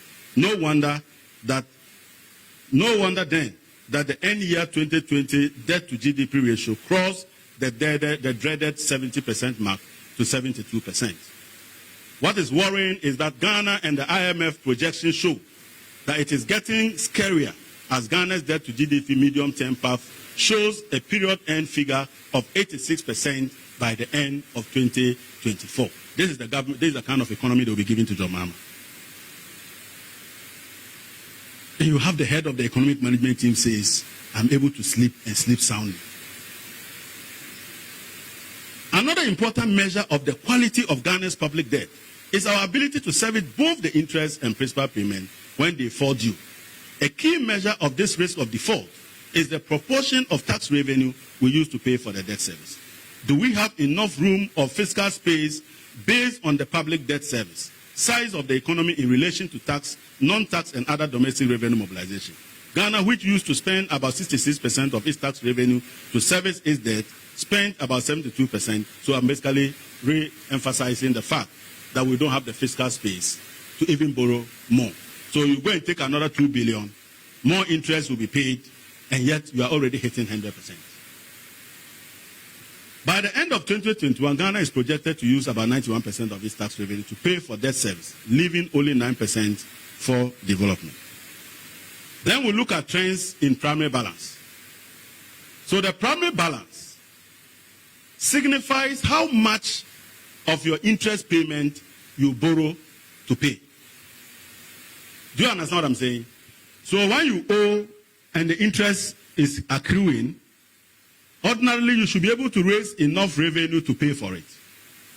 But when you take other expenditures and there's nothing left to pay for the interest, and you have to go on the market to go and borrow to pay for that interest, what we are doing in finance is that we say you are compounding the loan portfolio. In other words, you are adding interest to the debt.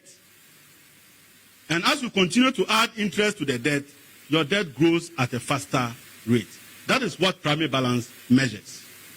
And Bawumia said that they registered positive primary balance for about 3, 4, 5 years until COVID arrived. Where was he getting those numbers? I think we can go to the next. Let's see the primary balance of Ghana. Are you able to pick it up?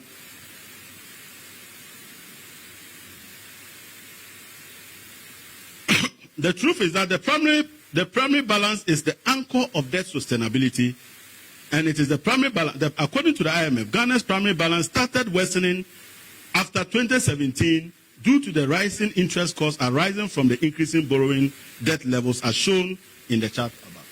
You can't find it. It should be in the same document. Because I have it here, and it's the same document. The primary balance suffered steep deterioration in 2019 when COVID was not in Ghana. And that only continued into 2020, albeit a worse pace.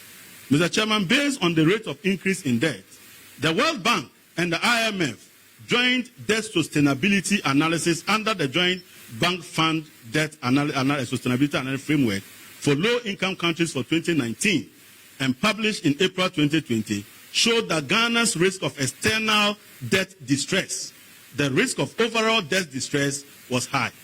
Ghana was declared to be at a high risk of debt distress in 2019.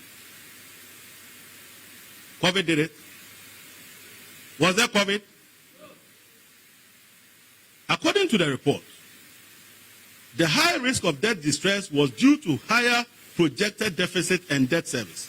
The findings further showed that external debt service continues to absorb a third of government revenues and remains well above threshold for most of the forecast period. In other words, the allowable threshold, we had exceeded it.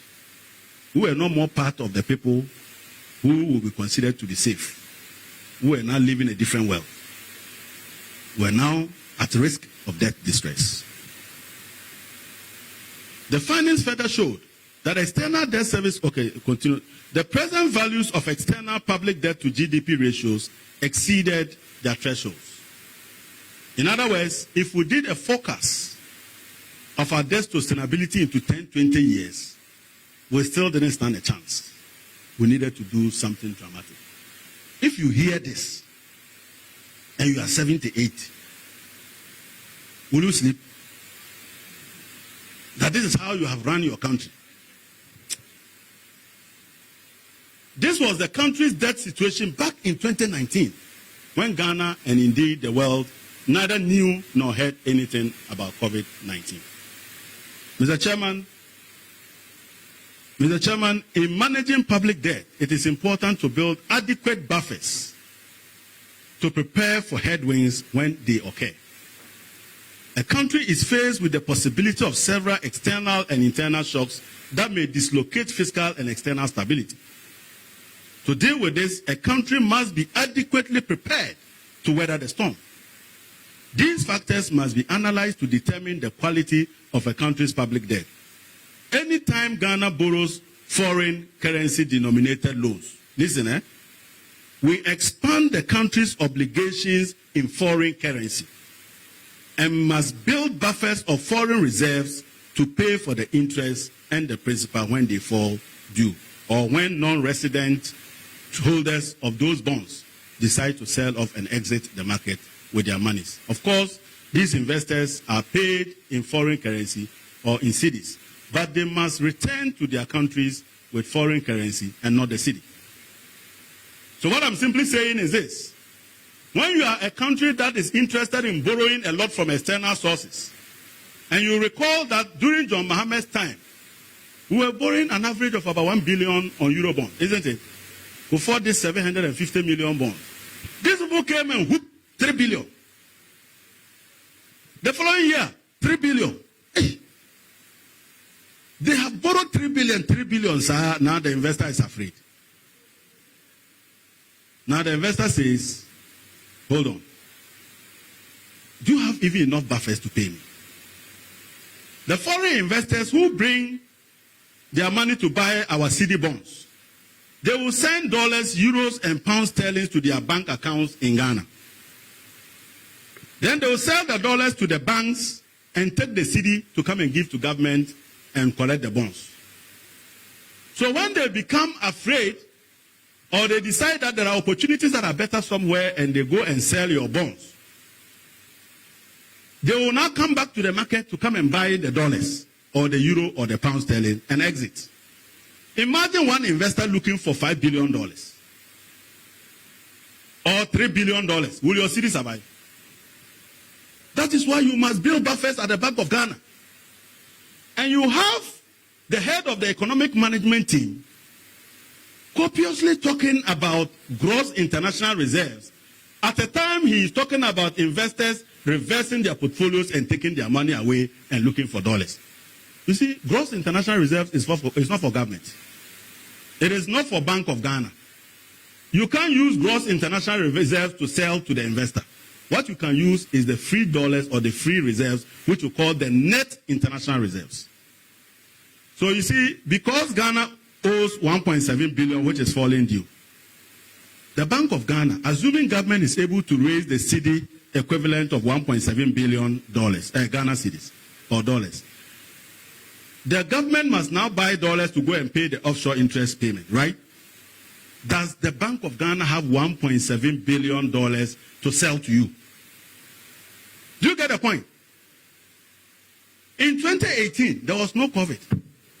Government of Ghana, the Ministry of Finance itself depleted its coffers and gave out $2 billion for non-resident investors to take their money out of our second country. Was there COVID? Now, they are running away from you because everybody has said that your economy is in tatters. You are at risk of default. The reason you are at risk of default is that there are two things that are playing against you. If you owe somebody, it is that you have the money sitting in your bank account that you used to pay, or if you don't have it in your bank account, you have the capacity to go and borrow and give it to the other person and move this person's debt you have borrowed to say 5-6 years so that you can breathe. You don't have any cedi sitting in your bank account. That's Ghana. The people you can go and borrow and say, hey, for you, I can't raise my money. So you can also borrow. So you will default. Do you understand? And you have a vice president whose country is on the verge of defaulting, saying that, oh, we should be calm. To what end? His Excellency, the former president, said something. He said, you are in a sinking ship. All the ships that are passing by see that you are sinking. Then the wave say, oh, do you need help? Oh, we are okay. Then another one come, hey, it looks like your thing is sinking. No, it's only drinking water. We are safe. Bawumia, you can sleep soundly because you don't care what happens to you. We care what happens to our children and our families. We cannot remain calm in the midst of a storm like this. So that is a major issue of external vulnerability. So when you continuously borrow a lot of foreign currency, you must build the resilience and the buffers in your economy to ensure that when the headwinds start, you will be able to deal with it. As we speak, the records available indicate that between January 2022 to March 2022, the last one quarter, the first quarter, banks responded to a call for auction by the Bank of Ghana and said they needed 1.6 billion. Bank of Ghana had only $450 million. And you know what that does is that, you know, they were complaining about speculation, isn't it? If Bawumia is listening, he should hear this one. It will help. There are three key demand pressures on a currency. We have the transactional demand for a currency, which is the demand to buy the currency to transact business. So when the people who need it genuinely to buy things are not getting it, and they are struggling to get that dollar, the next thing they do is that they fall into the second category, which we call the precautionary demand for a currency. You must now look for the dollar as a matter of what? Precaution. Then that precaution begins to push up the rate again, and the hawks, the businessmen, begin to see an opportunity for profit and arbitrage. So they rush in and buy the dollars in order to keep it and sell when it goes up again, so they can make a gain or arbitrage. These are three circumstances. So you don't cure speculation by threat. You cure speculation and precautionary by meeting the transactional demand, which is the genuine demand. So if I'm going to import and I order for dollars and I get it, why do I buy dollars to keep? But if I'm not getting it, I am a rational businessman who doesn't want to incur costs in the future. So I must as well buy it now if I see it. Dr. Mahmoud Bawumia cured the transactional shortages of over 80% of the market demand that you are not able to meet. And people will stay away from precaution and stay away from speculation. It is not about threats. And it's not about issuing guidelines and threatening people that you are going to put them to jail. The one who needs the dollar is not getting it. Are you hearing what I'm saying? Anybody close to the flag server should get this for him. It is for this reason that a country like Ghana, that has about 50% foreign currency denominated debt, our foreign debts, and a further 30% of its domestic cedi denominated bonds held by non-residents who brought foreign currencies to the country, sold the foreign currencies to their banks for cedi and bought our cedi bonds, need a lot of foreign currency buffers. Because 30% of your cedi bonds are held by non-resident investors who will exit your country with those 30% in dollars or euro or pound sterling. You must prepare for them.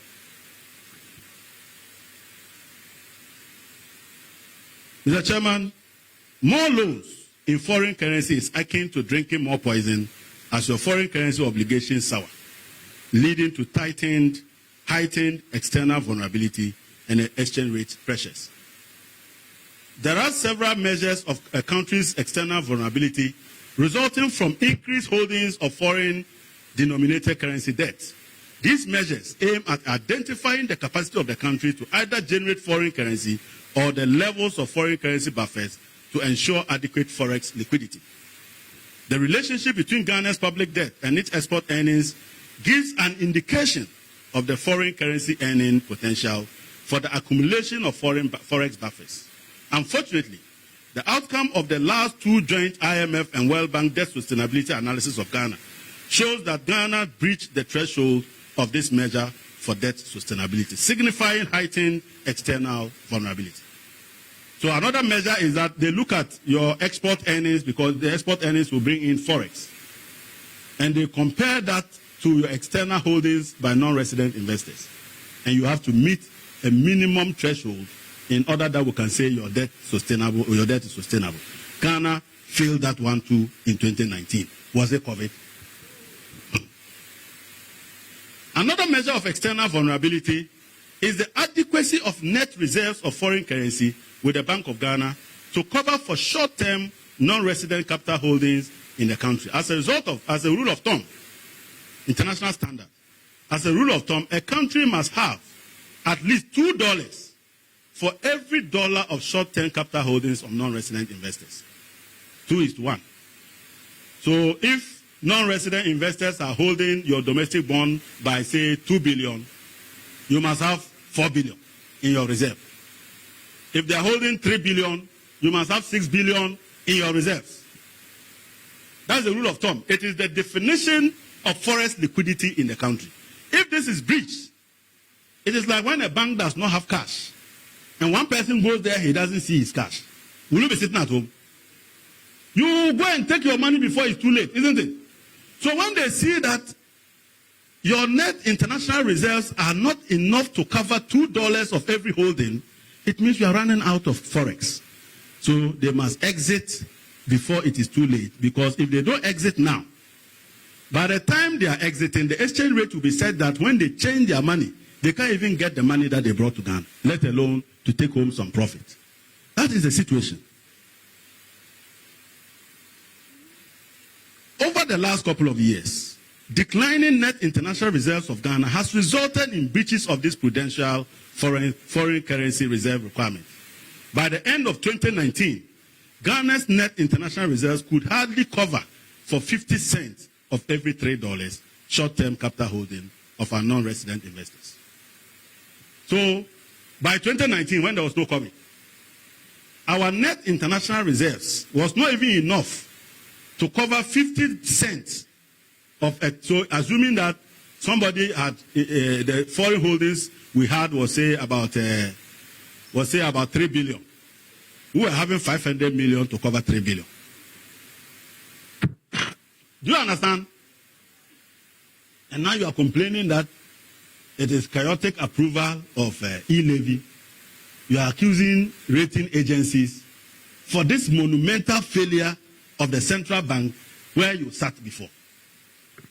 You will recall that in 2019, significant reversals of portfolio of domestic bonds held by non-residents in Ghana and mounting uncovered auctions led to depreciation of the cedi, as our buffers were inadequate to stem the huge liquidity demands in the market. So what was happening was that Ghana government in 2019 saw investors, like what is happening, moving their monies out of Ghana. And anytime government went to the market to go and borrow, to come and sort them out, government was not able to borrow the amount of money it needs. That is what we call uncovered auction. So if the government goes out to borrow 2 billion and gets 1 billion, there's an uncovered auction of what? 1 billion. So we're getting excessive uncovered auctions. Nobody was buying. Just like we are doing now. Now they are struggling. Recently, after the Minister for Finance read that ridiculous press statement, the next day they went to borrow 2.5 billion, they got 738 million.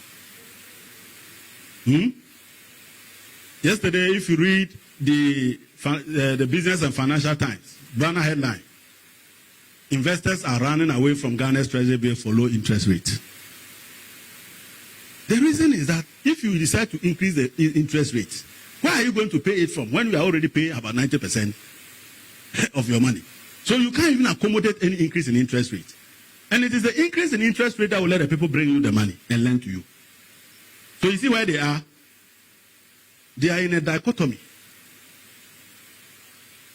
very soon you will see some people who will not be going to the office. High debt service, even if it was covered by tax revenue generating, will still require high levels of foreign currency reserve buffers to be able to pay the foreign currency obligations imposed by the high component of the foreign currency debt service. So even if government was to raise a lot of revenue, it cannot pay CDs to them.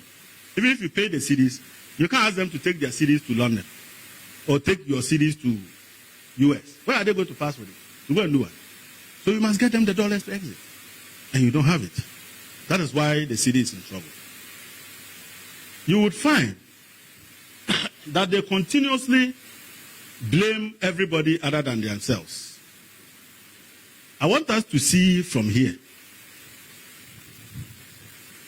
We are comparing Ghana to our peers. And here, I want Dr. Bawumia to listen. Yesterday, he was showing a video of a white man in America. And that even the white man in America was complaining about fuel prices. Is that not it?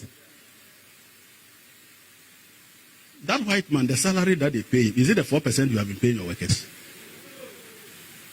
That white man drives a good car because the system can allow him to borrow to buy a car. He has never seen pothole. When he goes to the hospital, where you have been going, that's where he's been going. That white man that you are talking about has a mortgage. He's able to service it. And since time immemorial, fuel in America has been higher than Ghana.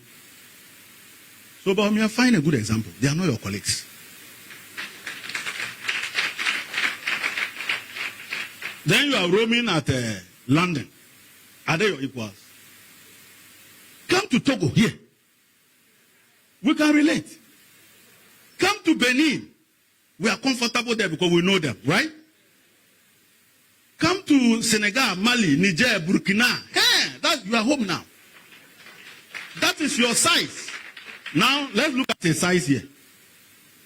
This is the size of COVID. No, why is it that they have been able to manage their economies better?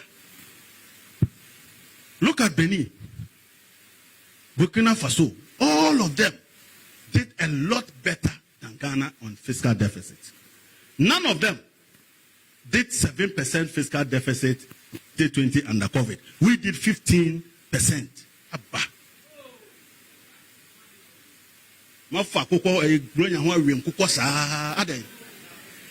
Last year, none of them did 6% deficit. We did 14.1% per IMF. Even themselves, something interesting happened. When they brought the original budget that he came to read, when we didn't have the printed one, we had printed it from their website. Then I saw a paragraph where he alluded to the fact that the fiscal deficit was 12.1%. So later, when they now brought the original document, I realized that they had removed that one from there. So I was arguing with your MP for this place, Kingsley Nyaku. The Kingsley said, Honorable, show me the paragraph. I used 2 days. I will see the thing. So I went to Honorable Jinapo and said, Honorable, yesterday when this man was reading this thing, I thought I had 12.1%. He said, yeah. Not knowing he had shaded it and screenshot it. So he sent it to me and I sent it to Nyako and said, but you will see it in your document because it has vamoosed.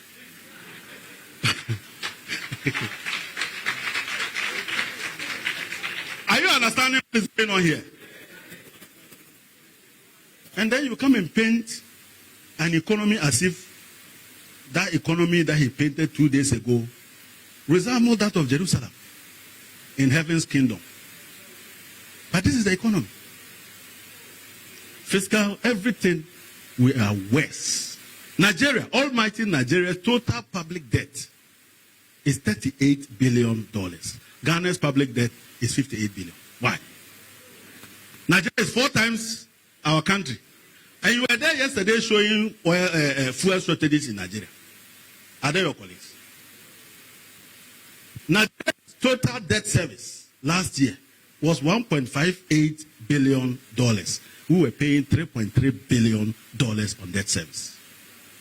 The reason we were not downgraded last year was because the rating agency said that we had not yet reached a stage of lack of access to the market because we had gone to borrow $3 billion. We went very early, February, and made them borrow. So by the time they realized we had already borrowed. So the rating agency said, because we already have some $3 billion, we are not likely to default because we have the money to pay. They were now waiting for us in 2022. February has come, March. They should go see. Nobody is giving them one penny. In fact, in February this year, the IMF's own, capital markets and monetary, monitor, classified Ghana as a country in debt distress. When the yield and the spread on our sovereign was around 11.5.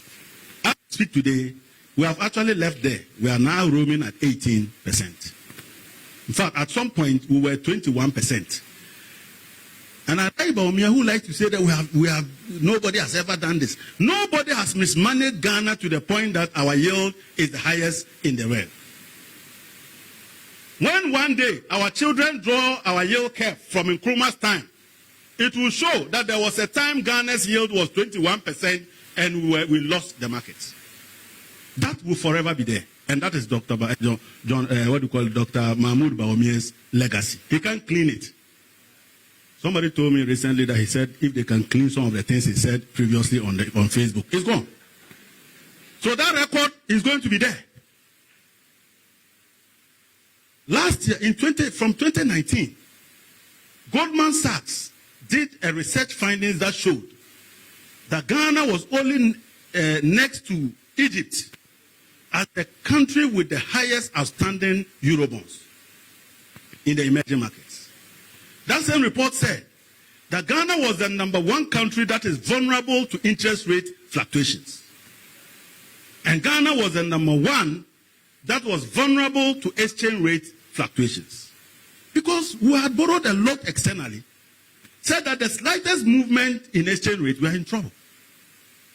Then you come and you say, from 2013 to 2016, the average depreciation of the currency was 18% at John Mahama, and you have done 4.5%. When you finish and you woke up today, and you looked at the numbers, did you see that John Mahama handed an economy that had a depreciation of 9%? That was the economy handed over to you. It wasn't 18. Do you also realize that Bloomberg is saying that your first quarter depreciation is 18%? This is the man who a few years ago, and I've been telling people when he's talking about inflation, he's talking about exchange rate depreciation and currency management. I beg you, students, just close your ears before you fail your exams. Before you do what? You fail your exams. When John Mahama asked a question in 2019, now that the CD to the dollar is 4.2, is it also dictated by the fundamentals of the economy? You remember? Then he wrote a very long epistle like my brother Martin Amido. And he did his calculation, and the exchange rate depreciation in John Mahama's time was 240%. So I say, hey, Dr. Mahmoud Bawumia, you are making me to begin to lose the slightest confidence I have in you. Because there is nowhere in the world, in fact, it is a crime to calculate exchange rate depreciation using, what do you call it? There's a formula he used. I want to call the name. This thing is deviating. But what he simply did was to divide a number of years by the figure at the beginning and the end, and divide it by the number of years. Something rate, I've forgotten. Rate of change. Thank God you have saved me. So I called him the rate of change exchange rate calculator. In investment 101, you are told that you can calculate anything you want with rate of change, but never currency depreciation. Bawumia, go and read investment 101. The reason is simple. When a currency depreciates by 100%, it means it has lost its entire value and must cease to be a legal tender. Do you understand? So a currency can depreciate by 99.9999 but never 100. Level 100. But Bawumia got 240. The city had lost its value more than 200%. And when he left Central University, he stopped over to buy fuel with that useless currency. So when I said that, he ran away from the rate of change. And now he's doing averages. That one too, he will run away. The reality is that the currency that we left for you was very strong at 9%. And the following year, when you took over in 2017, even before you settled on that seat and you knew how to sit on it properly, it went further down to 6.4. Then when your feet was firmly on the ground and you now knew your surroundings and you could work comfortably, the thing started its normal route. When by 2019, you were doing double digit of 13% depreciation. Was there COVID? So that is your standard. But in any case, with all the things I've explained about vulnerability, external vulnerability, and the rest, is it not clear that currency depreciation is more than the fundamentals of the economy? It is not interest rate. It is not inflation. It is not GDP. There are exogenous variables that you may not have control over. And if you haven't built enough buffers, then you have a challenge. You are owing 400 billion and you say your fundamentals are strong. When you owe somebody, the most important fundamental is your ability to pay. We don't use inflation to pay debt. Do we? Do we use NAPCO to pay debt? One village, one dam. Restoration of nursing training allowances. We use money to pay debt. If you don't have it, the most important fundamental is your ability to pay. Dr. Bawumia, investors are not interested in semantics. Where are you going to pay? That's more.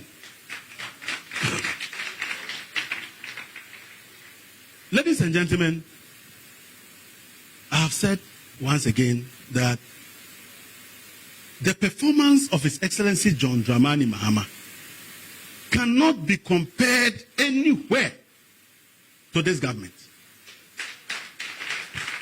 And that the resort to COVID-19 and the Ukraine war is akin to a Bawumia that is drowning and will hold any straws to survive. It doesn't define who they really are. They are the most incompetent group of government that have ever been visited on our country by scam.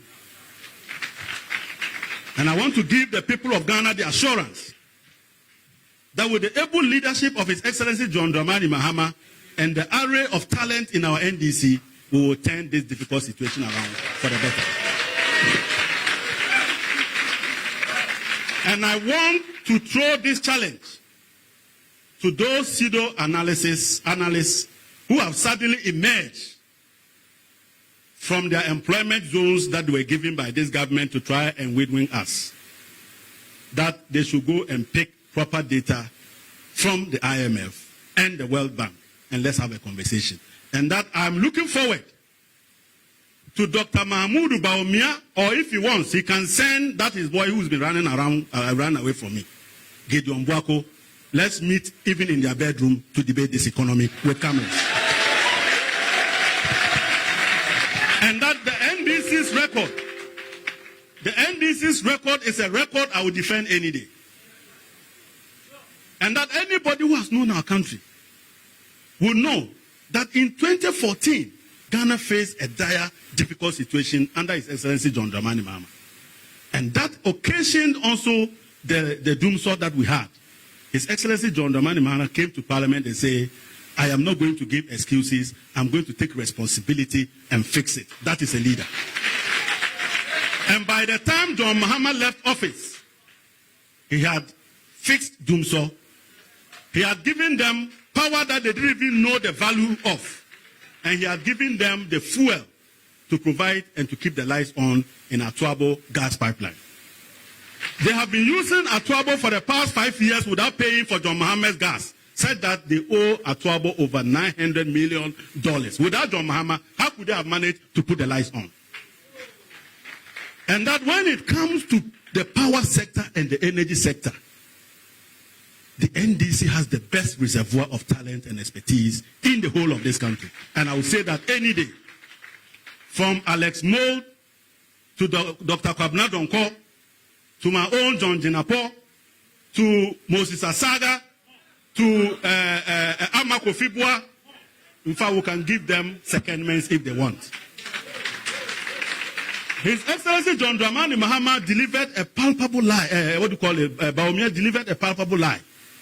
When he said that they were spending $1 billion a year for excess capacity or take or pay. And that has accumulated to $5 billion, which is the reason we're having problems with our fiscal space. Just a couple of days ago, my honorable colleague, Honorable Suhini, invited the Minister for Finance to answer a very simple question. How much have you paid for take or pay, and how much have you paid to each of the independent power producers for excess capacity or take or pay? On record, the Minister for Finance listed the companies and said it is $998 million. All the 5 years is not even $1 billion. Dr. Mahamudu Bawumia, in the period of Ramadan, said they are paying $1 billion a year.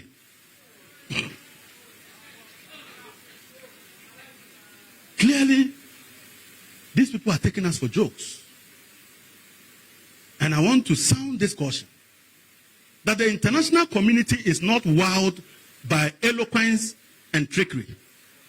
They are wowed by the desire to do the difficult work and soil your hands to fix the problem. I recall a number of my colleagues who were in government will tell you that John Mahama works from 2 a.m. when he had the doomsday. It is at that time he will call you to ask you how the program that you are putting in place are working. From 2 a.m. and it has become part of him. That is why he can come on campaign and campaign to 4 a.m. That is a workaholic, a nation builder, not these talkatives. His Excellency Dr. Mahamudu Bawumia must realize that he is the first economic management team manager who has given Ghana a debt of $400 billion. It has never happened. He is the first manager of the economy who has moved that to a point of 83% of GDP. It has never happened.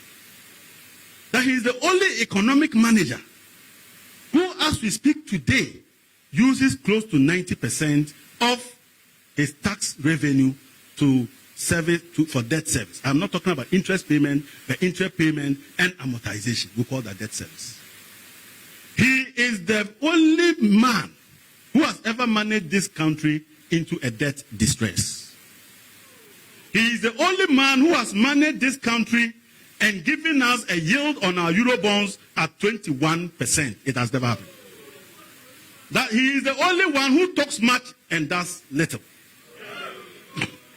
And that at any point he wakes up to speak about the Ghanaian economy, he must be prepared, because he did this just 2 days ago. I'm here. I am willing to wake up from dream and ask, what did he say? And that a signal to those who think that they will stop us from our speech and use educational institutions that should be the venue for free academic work to stop us. That we will extend all the courtesies required to the head of the institution. they will not be cowed into submission. And that one day, 2024, 2025, we will assume the power of this country and will promote free speech. The media, I'm happy you are here. You are part of our problem. It is the media, listen to me. It is the media that created Dr. Bawumia, who was never scrutinized, and presented him to us as an economic whiskit, not knowing the man knew nothing.